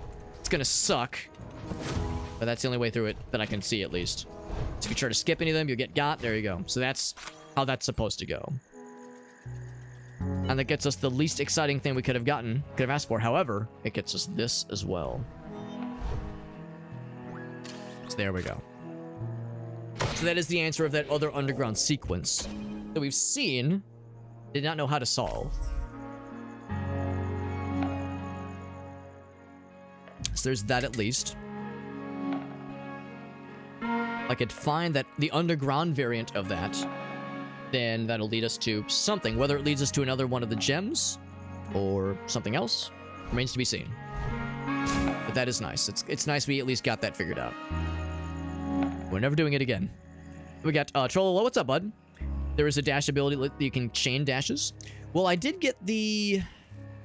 Yeah, if you can see on the right-hand side, I guess, like, where my cursor is. We did get that one, which helps to chain the dashes. But what I struggle with is, like, after you do it a certain number of times, there's, like, a cooldown. So right now, I'm mashing the button. But you can see, like, after a certain point...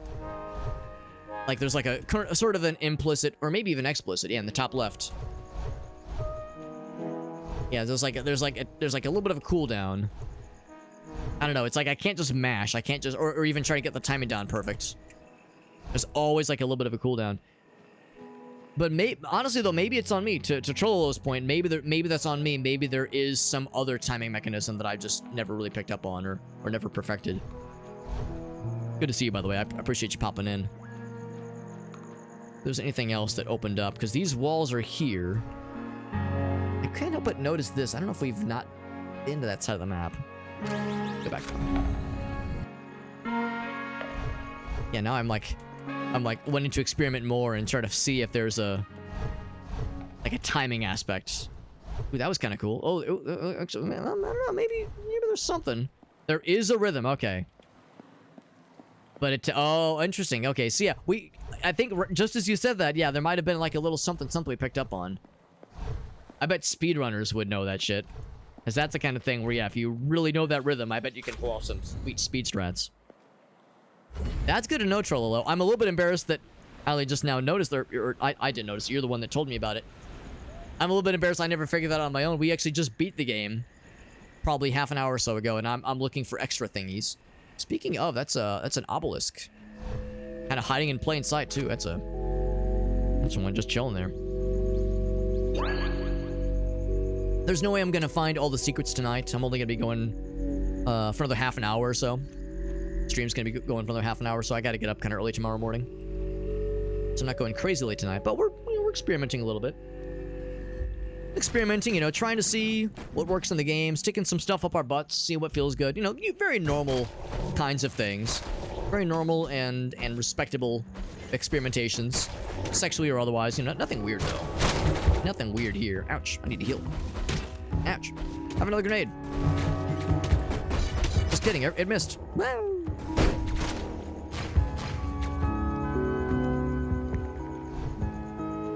Yeah, I'm just kind of going through. I know this was the zone I was least able to explore really well, because probably like a lot of folks, when they first arrive here, you have like the least amount of upgrades, the basic pistol, maybe the shotgun if you've already done one of the other areas. Or actually, no, I guess you get the shotgun at the end of this area when you first kill the frog boss. So I was like, well, this has the most like potential for upgrades and bonuses that I might have missed the first time around. Kind of going back and seeing some of the other stuff. A health pack. We had to use a bunch of them earlier. And the main thing I think I care about the most is the gems, the pinky purple gems, because the I mean, I'll take any bonus things we can find. Those obelisks that, when you find them, there's like a figure that kind of indicates it's like noting something, some kind of scribe. Those obelisks seem nice because there's indication that you get some kind of cool upgrade or cool weapon. Maybe it's like a gun or something, if you can find all of them, which is nice. But I don't think that's the highest of priorities. I think I'm more interested in the gems because we saw all those doors that are hidden behind having collected like maybe 6 out of 8 or even 8 out of 8 gems for an area. And I would not be surprised if there was like some really cool, I don't know if it would affect the ending necessarily, but some cool stuff that happens that maybe would change certain aspects of the game, maybe, if you find all those gems. Looking around to see if there's anything else. No, I'm gonna guess there's... Okay, I was gonna say, there's no like floating panel there, no invisible platform. Yeah, so I'm looking for anything, but specifically the gems, I think, are what I'm most curious about. But if we can get a hidden weapon from the obelisks, I'm not gonna complain. Not gonna complain. This fella. I can't, like, crack his skull open.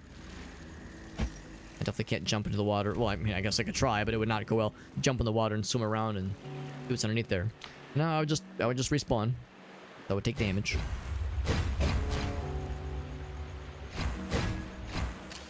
A health pack. Ooh, that's another example of kind of what I was saying earlier. That's the kind of thing that we couldn't really... Oh, gotta go around. Couldn't really mess with earlier because we only had the pistol or the shotgun. You could shoot it, but it wasn't enough concentrated energy. We could probably go around, I'm guessing. Oh, yeah, that's exactly what I can do. Just didn't notice it earlier.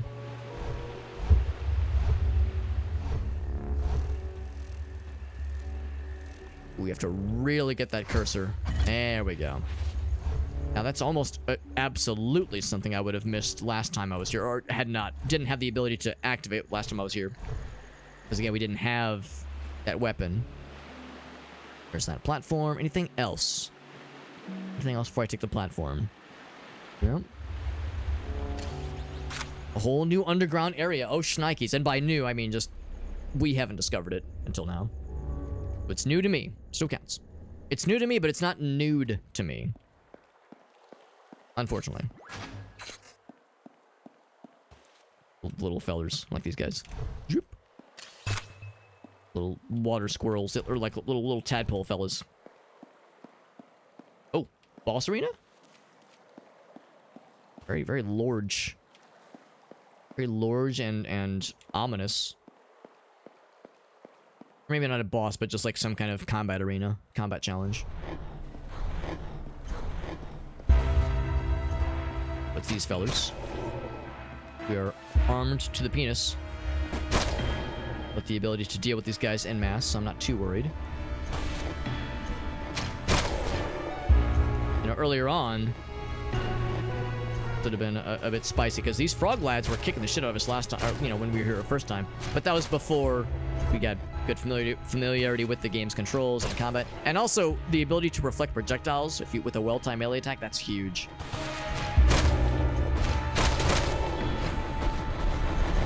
It's getting small. Oh boy, that's what she said. It's getting small, she said excitedly. Ouch. My guy was like doing the animation, but then I got slapped. That's fine. Lot of dead froggos. Frog ninjas. Okay, there we go. We get another one of these things. Hell yeah, baby. It'd be really cool if I could find the last one. That'd be really slick. Be real slick. One more. Oh, shit. Good stuff. Oop, did I find something? No, oh, never mind. I was just stuck. Getting stuck on a corner, it's like, ooh, can I press something? No, I cannot. Actually, hold on. We gotta like check, maybe not every single wall, but I do try to be comprehensive as within reason. Up we go. Where's it gonna poop us out? Let's find out. I'm always down for getting pooped out. No, I'm not. No, I'm not. I would rather not get pooped out. Oh. Well. This is not what I expected. Yep. All right. So if I jump down, oh. Oh, I'm the world's biggest dumbass. I thought it was just a tall pedestal. And if we like walked it, yeah. Okay, I see what happened. I see what this is. Okay, I'm just a big dumbass. There we go. We're back here. Good. Explore that whole area. I think we did that pretty thoroughly. Don't know if there's much else to see up there. I think we hit that area pretty hard. Well, actually, hold on. Just so I'm clear. Yeah. So we went this way. We saw that platform from a distance, right? Then I doubled back. I think more north just leads to not the boss battle. It's over that way. Where's this? Over her. I think over on this side. Same kind of thing. If I move mouse all the way to the side, yeah, nothing. Yeah, there's some more. Exactly. Yeah. You know exactly kind of what I'm struggling with, Trololo, where there's, the first time around, I think we did a pretty good job of spotting some really hard to find ones, and then, like you said, there's some kind of more obvious ones that guide the player's eyes. You see a mysterious indentation in the wall. Is that just there to indicate decay and that, like, the wall has fallen away? Or is that to indicate that, ooh, yes, that's like an invisible wall I can kind of go through and maybe do a little something? So that's where, when you're first playing through the game, it takes a bit to pick up on those. I can actually walk on that guy. Like, this is a case where I try to move the cursor, because sometimes the map will, or not the map, but the screen will give you some give when you're trying to check the edges. We'll let you explore around a little bit. I know we've already been over here. Is there anything else? So yeah. And again, I don't think it would really be any fun for viewers and whatnot to watch me just scour this game for hours and hours. If I wanted to find all the secrets and that kind of thing, I would use a guide to kind of nudge things along, make it go a little bit faster, a little bit smoother. I know that shit gets boring just watching somebody just dilly-dally. So I guess it looks like that's actually been activated already. I turned it off that time. So yeah, so that's already been activated. So I guess we've already been here then with the upgraded weapons. Okay, says, we watch you dilly-dally all the time. Now, you watch me dilly, but do you watch me dally, Meerkat? Or, why is it calling you Meerkat? Well, Elgaso. Because Meerkat would joke about, Alex, I would love to watch you dilly. But that would be Twitch TOS violating. That's something that Meerkat would absolutely say. Oh, I try to watch you dilly, Alex, but when I get arrested for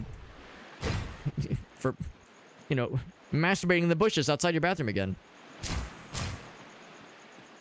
But no, Elgaso's right though. I mean, I do genuinely try to not get excessive with, like, obsessing over a single puzzle or just staying, bouncing off one thing stupidly for hours and hours on end, because I know it's frustrating, but I know I have very much gone off into the weeds on more than one occasion. I know I'm guilty. Guilty as charged. We can go underneath. There's a couple things that caught my eyeballs. One or more of my eyeballs. I can't make that jump. Should I try it? I'm not gonna. Before I go down,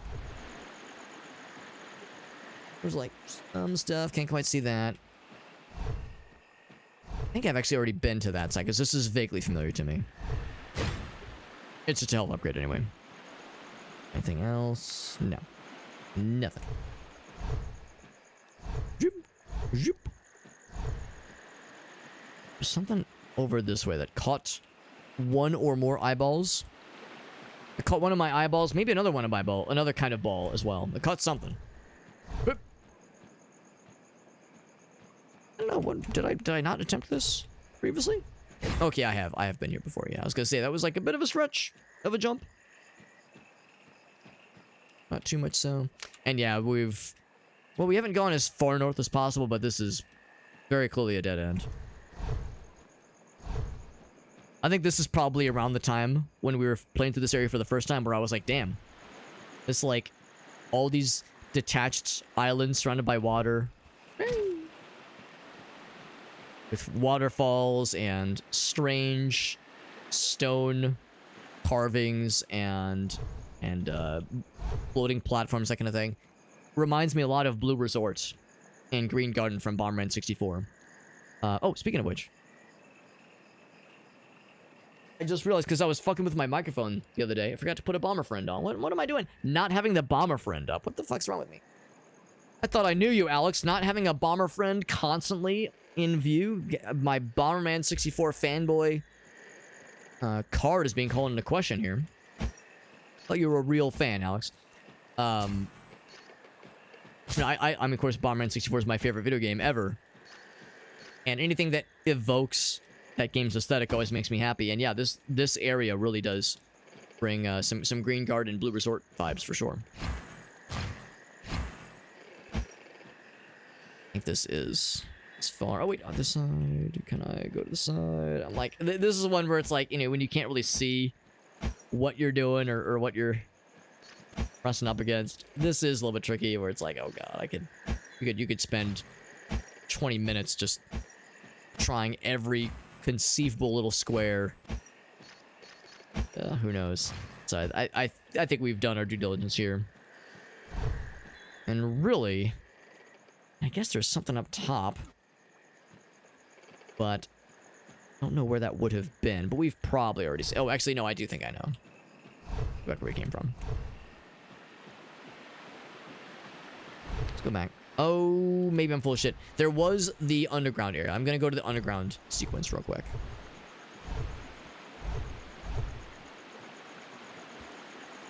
Every time I see this kind of thing where there's like a banister or like a kind of an edge that just kind of drops off something, it's like, ooh.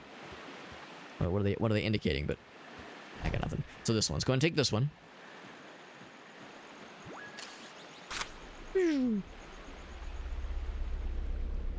We've absolutely been here already, but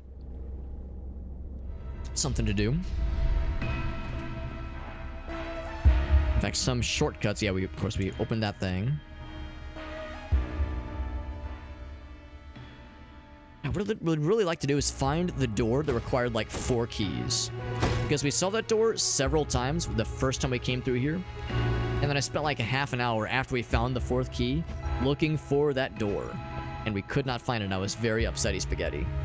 Damn, if only I could remember where that thing was. And it was somewhere underground. Somewhere underground, that's all I could remember. So, we'll be keeping my eyes peeled. Of course, we could look up where it is, obviously, but it's like, man, it'd be really cool if I could just stumble upon it naturally. This might also be where that other platforming challenge was that we saw earlier. Ouch. Well, that I was saying earlier that I couldn't quite get the timing down on.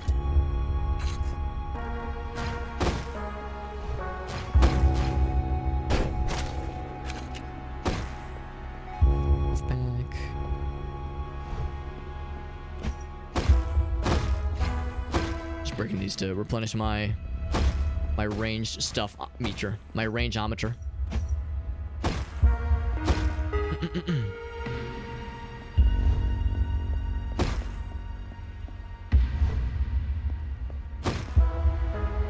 Just thought I saw something.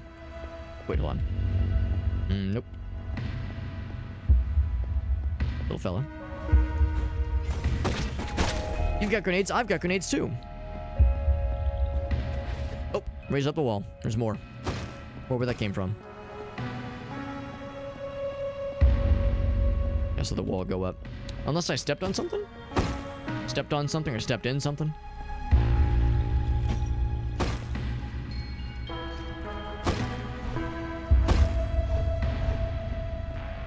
This wall's just kind of popped up suddenly. Let's proceed.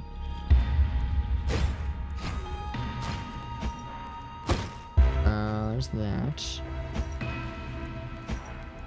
Those walls just like suddenly pop up, as if they did. It's a little mysterious. Let's heal real quick. Oh shit!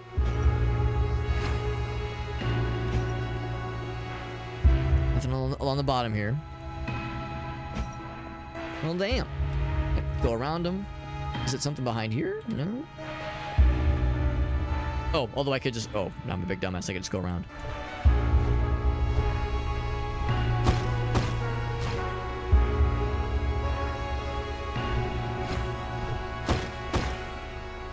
I feel like I vaguely recognize this area. It's probably your intended exit. Might hold off on that for a smidge.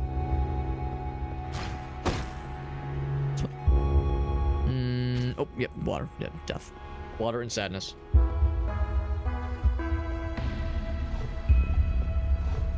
The reality is that if I go back the way we came, I think all it will really lead us to is the path that ultimately brings you to the gem you're meant to find here the first time around.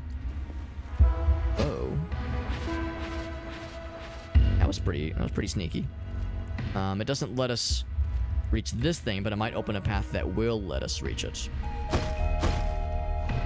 So, don't really know what we can do about this. Oh wow, it did reach. Ain't no way, right? Yeah, no way. Okay. Of course, I know that's... Well, do I know? Yes, now I know. Now I know that is something you can't stand on. This feels like a stretch. Okay, we barely made it. Barely made it. Can we go up? Can we go for uppies again? Can I go uppies? Yes, we can go uppies. Good.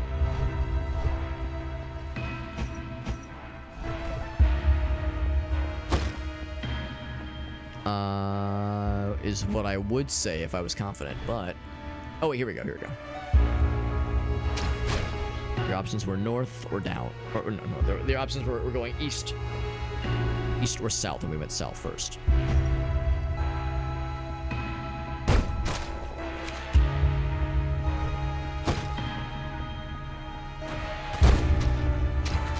Oh my god, I thought I was gonna just launch him in the water immediately. Hard to see or find the spots. Right, exactly. Yeah, it's... And sometimes there's those red herrings where it's like, man, this looks like a secret spot, but I'm hugging the wall, I'm pressing E, I'm swinging the sword, nothing. So yeah, it's like sometimes you swear you see something, and then other times it's very subtle. So that's what makes them secrets. It makes them very sneaky and sometimes very well hidden. And then other times they're hiding in plain sight, and you go, damn, how'd I walk by this the first time? What the hell? But yeah, part of that is definitely knowing what to watch for.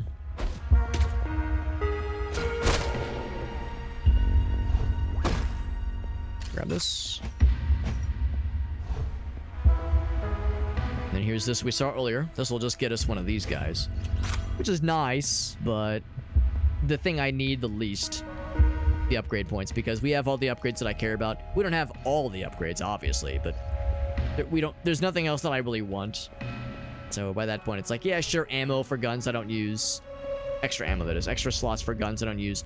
Or the, what is it? We already have, yeah, if you hold it. Oh. There we go, that one, yeah.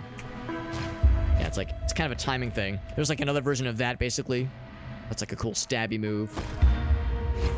That is a cool move, but it's just kind of hard to get the timing down.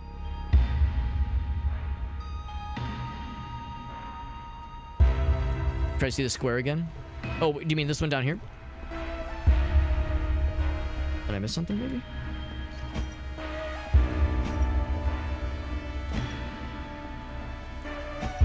I can't really do much else here. Unless it was... Oh, ouch, fire. Fire hurts. Fire bad. So I feel like we did. Hopefully everything here. Left or... Okay, so let's see. So yeah, the bridge... Here. Oh, do you mean down here? Down here. Oh, maybe you mean like when I was fucking around in this little north area? Oh, maybe he mean that one square where I was like, ooh, I shouldn't be here. It's too closed. See if there's anything else up here, but then I'll go back, because I think I might know what you mean.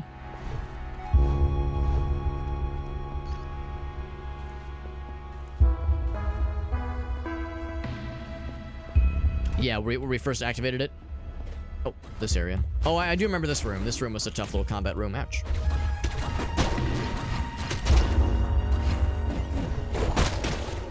Out of grenades. Oh, shit. Time to heal. And a moment too soon. Ouch. Yeah, this room kicked the shit on me last time, and it's kicking the shit on me now. Some things never change. Ouch.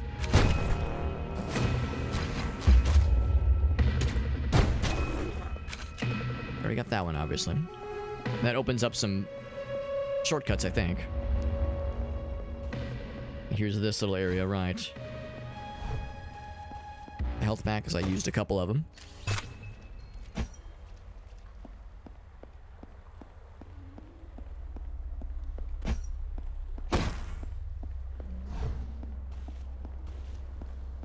Yeah, this right here, like this grass, it's like, ooh, can I, like, dash to something? It's so alluring. At that siren call. Yeah, so this, yeah, that's a little shortcut. So let's go back to that first little area.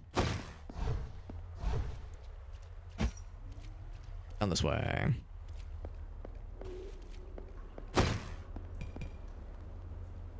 There's a little square with a Tetris piece. A Tetris piece, you say? The pinky ones? Oh, shit. I think what the Tetris pieces could be. Or do you mean like the yellow upgrade pieces? We got Drenay. What's up, Drenay? Good to see you. Oh, so that's how giraffes were invented. I birthed them myself? Well, that was very generous of me. That was very cool of me. Good to see you, Drenay. A real story, by the way. That shit really happened. Probably.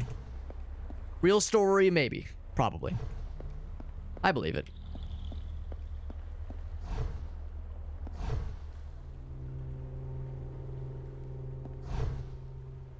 Let's see. Yeah, I'm trying to remember where we saw that thing. There was something over here, I thought. Oh, well, I mean, that leads down. Or maybe back up. It's kind of beside that wall. Okay, let's go back then.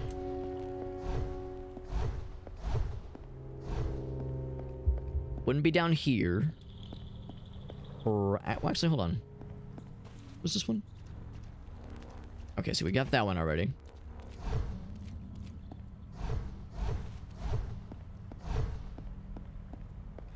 Does that lead to something? No, I thought those were stairs for a second. So let's see. Yeah, so this is the wall, right? So we're talking about going over. Was it this, like, this area? Ooh, shit. This area right here. So I saw this and I was like, ooh, does this lead to something? Yeah, it definitely happened. Yeah. Yeah, your cousin, is that like your uncle who works at Nintendo? Like that kind of cousin, Drenay? I promise, bro, I promise. I promise, it's real. My uncle works for Nintendo. I promise. Because I was unsure about this little area. Let me see. Yeah, go on the left. The square on the right with the L piece. This one right there. Zoop. We're on the right with the L piece. Something I can break, maybe? I'll confess.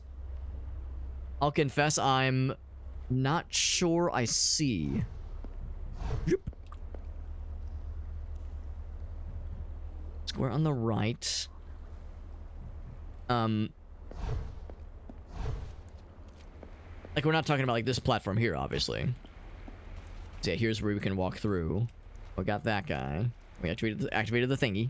Yeah, she goes to a different high school. Right, yes. Oh, that's a classic. That's an oldie but a goodie. That's a classic. Nah, bro. You wouldn't know her. She goes to a different high school. The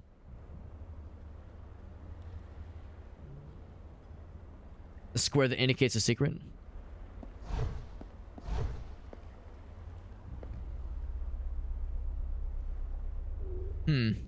Oh, do you mean like... Oh, you mean that little fella. Is that what you mean? That's like the indication that says there's something here. It's even like glimmers. Let's watch, let's watch. Yeah, that little... I wasn't sure what you meant by Tetris piece. I thought there was like something over here. And yes, that is one of the Tetris pieces. Yeah, the little... comma-shaped... 8-bit comma-shaped Tetris piece, yeah. So it doesn't glimmer necessarily, but yeah, that's like an indication that, yeah, there'd be something there. So that's the thing to maybe watch for. That is good to know. Thank you, Trololo, for pointing that out. That is something to watch for. It says if you see that in the wild somewhere, chances are it can, not always, but can indicate something cool out there. So hold on to your butts. Or like I was saying, hold on to someone's butt. Just grab a butt somewhere, somehow, some whomst. Yeah, hidden passages. Not always, but frequently at least. That is pretty cool. That is some good intel. Some good wisdom. Go up. This area, vaguely kind of remember it.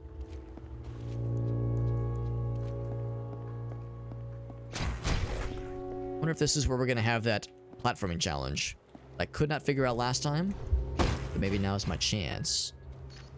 Chance to shine and brine like a pickle. Can I make that jump?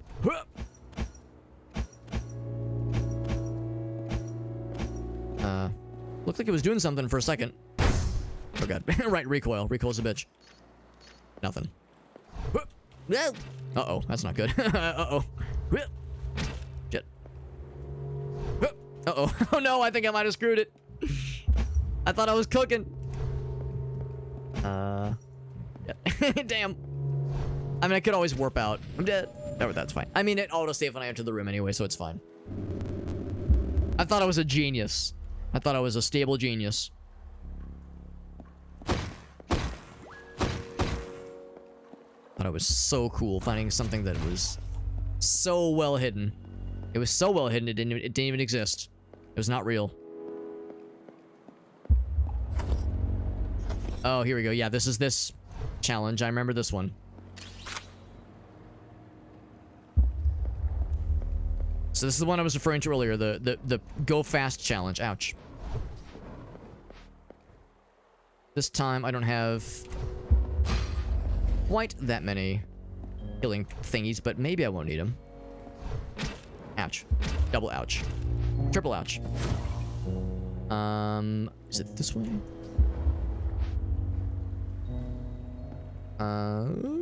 There's something else. Something else. What am I missing? Oh.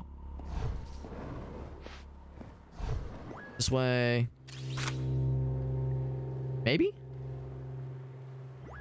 Did I just go in a big circle? I just went in a big circle. I'm a big dumbass. Maybe I thought this led to the Go Fast challenge. Was it up there, maybe? There's probably something else I need to activate that gets me up there, then. Maybe it's hitting that again? Ouch. Ouch. I'm really good at getting hit not just once, but several times. One of my special talents. Well, if that's the case, then I'm... like, I can't go from there. You have to hit this one. You can't hit it again. How'd I go north the first time? Maybe we need to go around?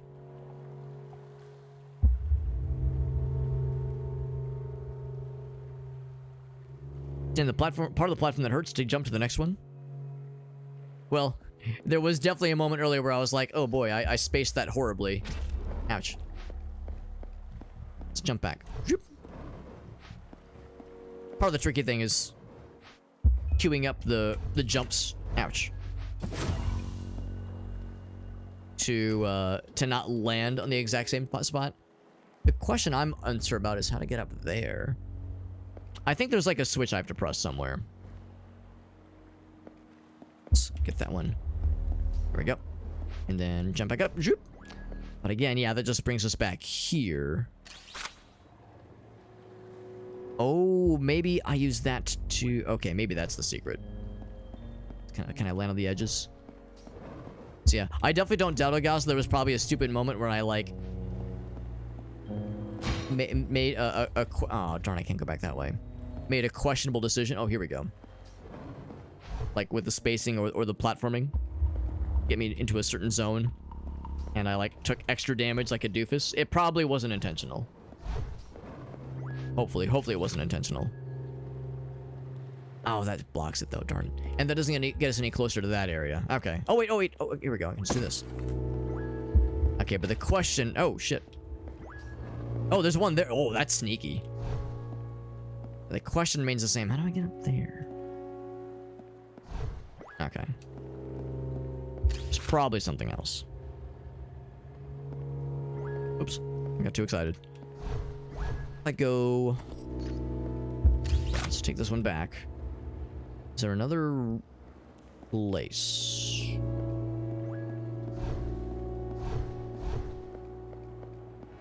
I go more north. Ouch. Say, there's a lot of fellers. One well-placed grenade can take care of a bunch of them. Actually, well, let's go this way first, but the right area is going to be the one that's more pressing. More dudes. Oh, he's behind a thing. He's behind the tree.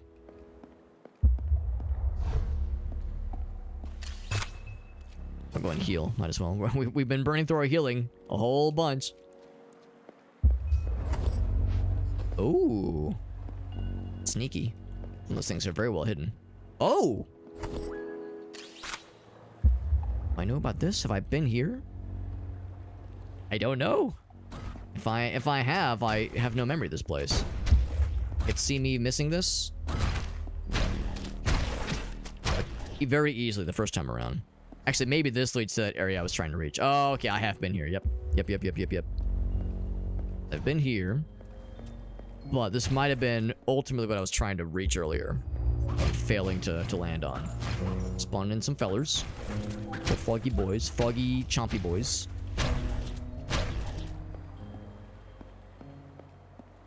I just... Oh, wait. Oh, never mind. I have been here. Okay. Maybe there were walls here forcing me or preventing me from going this way anyway.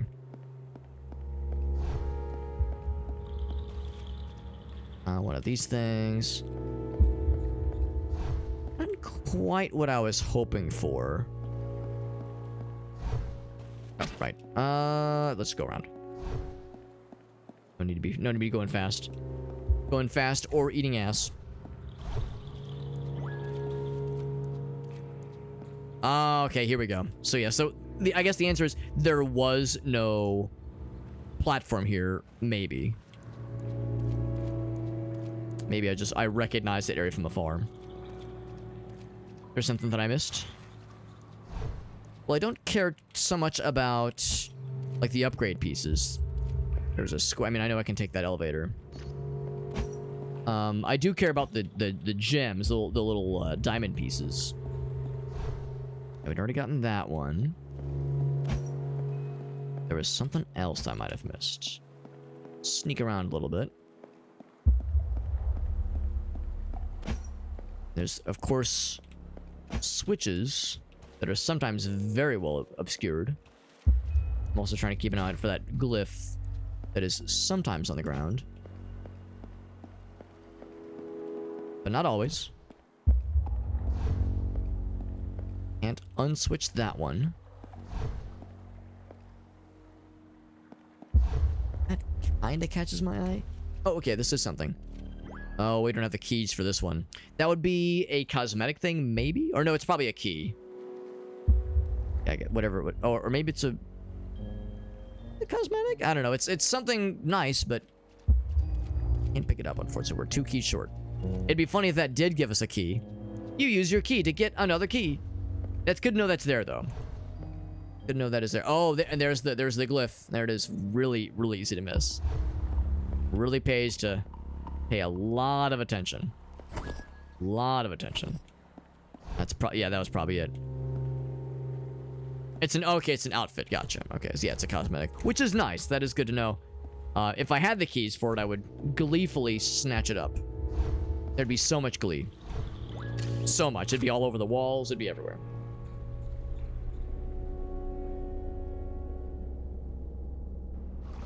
I'm curious what's gonna poop us out.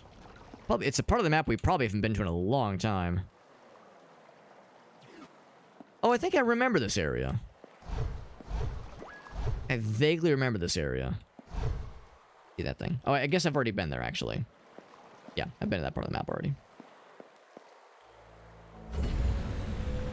Oh, it just poops you out here. Okay. Never mind. That's not that special. And, of course, here's the main warp zone anyway. Okay. How's about this, guys and gals? It's getting pretty late. Well, it's not that late. Oh, no. Right as Ilyan rates. I'm sorry, Ilyan. We are wrapping it up here, unfortunately. Normally, I would like to push it a little bit later. It's a Friday night. Normally, I like to be gaming a little bit more. But it is pretty late. Well, again, it's not that late. But the problem is I have to get up extra early. I have to get up extra early tomorrow. So I am wrapping up the stream a little bit earlier. Unfortunate timing. Right as I say, like, right as I begin the voice, right? We all know the end of stream, like, well, you know, when a streamer does that, it goes like, all right, we're time to be hitting the old dusty trail. So we are going to wrap it up here. No, I would love to keep streaming. This is a fun game. We actually beat it earlier. We beat the game earlier. We were doing some secret hunting. We were hunting for some secrets, and we found several, but there's a billion more in this game. There's a billion more secrets. I'm only slightly exaggerating. Slight exaggeration. There's a billion secrets in this game. And, oh, cool. We unlocked a boss rush mode. That's kind of fun. No, it's a good game. And I don't know if finding more of the secrets does anything for, like, the story. I'm assuming that if you get all the panels, that, like, the obelisks, the monolith things, that they'll give you a new weapon. Some kind of upgrade. I guess it's a weapon. Like a gun. I'm assuming the gems will do something with the story. Outfits, of course, are cosmetic. Keys, I guess I don't know. Maybe lead you to more gems? Hard to say. The keys probably lead you to more cosmetics. That would make sense, too. So anyway. No, this is fun. This is fun. I'm glad we beat this game. Hyperlight Drifter, very good game. It came out like 9 years ago. So it's an fairly old, by today's standards, indie game, but it holds up. Holds up really, really good. Thank you to Ilyan for that raid. Also, wrapping his stream up earlier. Thank you, also shouting him out. He's playing some Caves of Cud. My man. My man. Ilyan's played that game quite a bunch, actually. So I remember raiding him after we had played Caves of Cud. And I was like, yeah, have you heard of this game? He's like, oh, I've played the game dozens of hours. So I was like, all right, yeah. He's already played this a whole bunch. Ilyan plays a lot of great games. Lots of Noita. Lots of other roguelikes. Lots of Caves of Cud, obviously. So there's a significant overlap in the games he enjoys and the games I enjoy. And Ilyan, he just so happens to be a very entertaining and very nice gentleman. So thank you for that raid, Ilyan. If anybody from Ilyan's stream has any clips to share, feel free to post them in the chat. I am initiating the end of stream stuff for my stream, at least. So I'm gonna find a raid target. I'm gonna post my socials page, all that jazz. But while I'm doing that, if anyone has any Ilyan clips they would like to share, or Ilyan, if you yourself are listening in, if you're lurking right now and you have a clip you want to share, feel free to do so. Whenever somebody raids, it's my favorite way to say thank you. Other than just saying thank you. Thank you for that raid. But my other favorite way of saying thank you is to give the opportunity to post a clip of their choosing that we can all watch it together. And, you know, the people that were already listening in, they can get a little sneak peek of what that person's content was like. And for the people that came in from that raid, they get to see a fun clip of theirs. So everybody wins. And I get to enjoy it because I like seeing what our friends are up to. It's fun to see what they're playing. But otherwise, my socials page in the chat has all of my links, has all of my social media thingies. So Twitter, Instagram, TikTok, OnlyFans, Chatterbait, you know, all the huge Pornhub, all of my really good pages that everyone needs to see. Show them to your coworkers, your grandma, your elderly neighbor, the weird guy at work that sweats a little bit too much and has a weird smell. Show them to everybody, you know, just whatever. It's all so casual here. We keep it real casual. And all jokes aside, yeah, all the links are in there. We're gonna be doing a giveaway. I kind of dropped the ball. I meant to do a giveaway this week, today even, for Crypto the Necrodancer, but I've kind of been out of sorts this week. It's been a weird week. Had a lot of streams got postponed, and as a result, I kind of forgot about this. So we're gonna do it next week. Crypt of the Necrodancer. I have one giveaway key for that game. We're gonna be doing that giveaway next Friday in my Discord server. We do all of our giveaways in raffle format through my Discord server. So if that would tickle your pickle, you would like a chance at a free Steam key for Crypt of the Necrodancer. Note, this is not Rift of the Necrodancer, which is the new rhythm game. Well, Crypt of the Necrodancer is a rhythm game too, but Rift of the Necrodancer is more arcadey of a rhythm game. Crypt of the Necrodancer is like a dungeon exploring rhythm game. And that's the one I have a review key for. It's a little bit older, but very well beloved and very good game that lots of people enjoyed. We'll have one key for that to give away on next Friday. So that will be happening there. And again, it's all on my Discord server. I'll be setting up the giveaway, like the opportunity, the what's the word we use? Like just like kind of the landing page, the thread that I will set up in the Discord server. I'll be setting that up tonight, and we'll be rolling that giveaway in a week. Out of curiosity, is there anybody streaming this game? I would be delightfully surprised, but surprised no less. There's no one else streaming this game. What about the game's sequel? Because we'll be checking out the game's sequel next week. I don't know exactly when next week, but next week we'll be checking out this game's sequel, Hyperlight Breaker. It is still in early access. So I recognize that, you know, it's got a ways to go before it's done, but we'll be checking it out, though. Yeah, no one's streaming it right now. Does anybody have any raid suggestions? Because Ilyan was very nice in raiding us. Was anybody else that anyone had an inkling towards? An inkling or even a tinkling? Because there's a number of people live right now. BDR is live right now. Oh, Gratafi? Oh, shit, he is live. Dude. Good catch, Ogasa. Good catch. You're absolutely right. That's an easy raid target. I never get to raid Elgaso. Well, it's true. I never get to raid Elgaso either, but I never get to raid Gratafi. We gotta go fast because he's at Majora. He's at Majora. We gotta raid this man fast. He's probably not long for this stream. So let's raid him now before he ends his stream, because you know how this works. If I don't go fast and eat enough ass, he will wrap up his stream and I'll be the big sad. I'll see you guys around. Maybe a stream tomorrow. Maybe. Because I'm going to be, it's a little bit sad. I'm going to a funeral tomorrow. Almost said wedding. I'm sorry, guys. I'm going to a wedding. Oh, so sad. So tragic. I'm going to a funeral tomorrow, and it is like 4 hours or so away, so it's a bit of a drive. It'll be a long day, so we'll see how I'm feeling when I get home, what time I get home, that kind of thing. So maybe a stream tomorrow. If nothing else, I'll post in the Discord server to let folks know. But regardless, I'll definitely be back on Sunday. More Caves of Cud bingo. If you enjoyed the Caves of Cud gameplay that Ilyan is hitting us with, I'll be doing some Caves of Cud bingo with our friends Alias and Shake the Box and Krath. 4-player bingo orgy. It's going to be a good time. Thanks for watching, folks. Thank you again, Ilyan, for that generous raid. You're a gosh darn sweetheart. I'll see you guys around. Let's go hang out with Gratafi. Quick, before his stream ends. Quick. Let's go. Go. Oh, God. Fast. Go. Ah. Oh, God. Ah.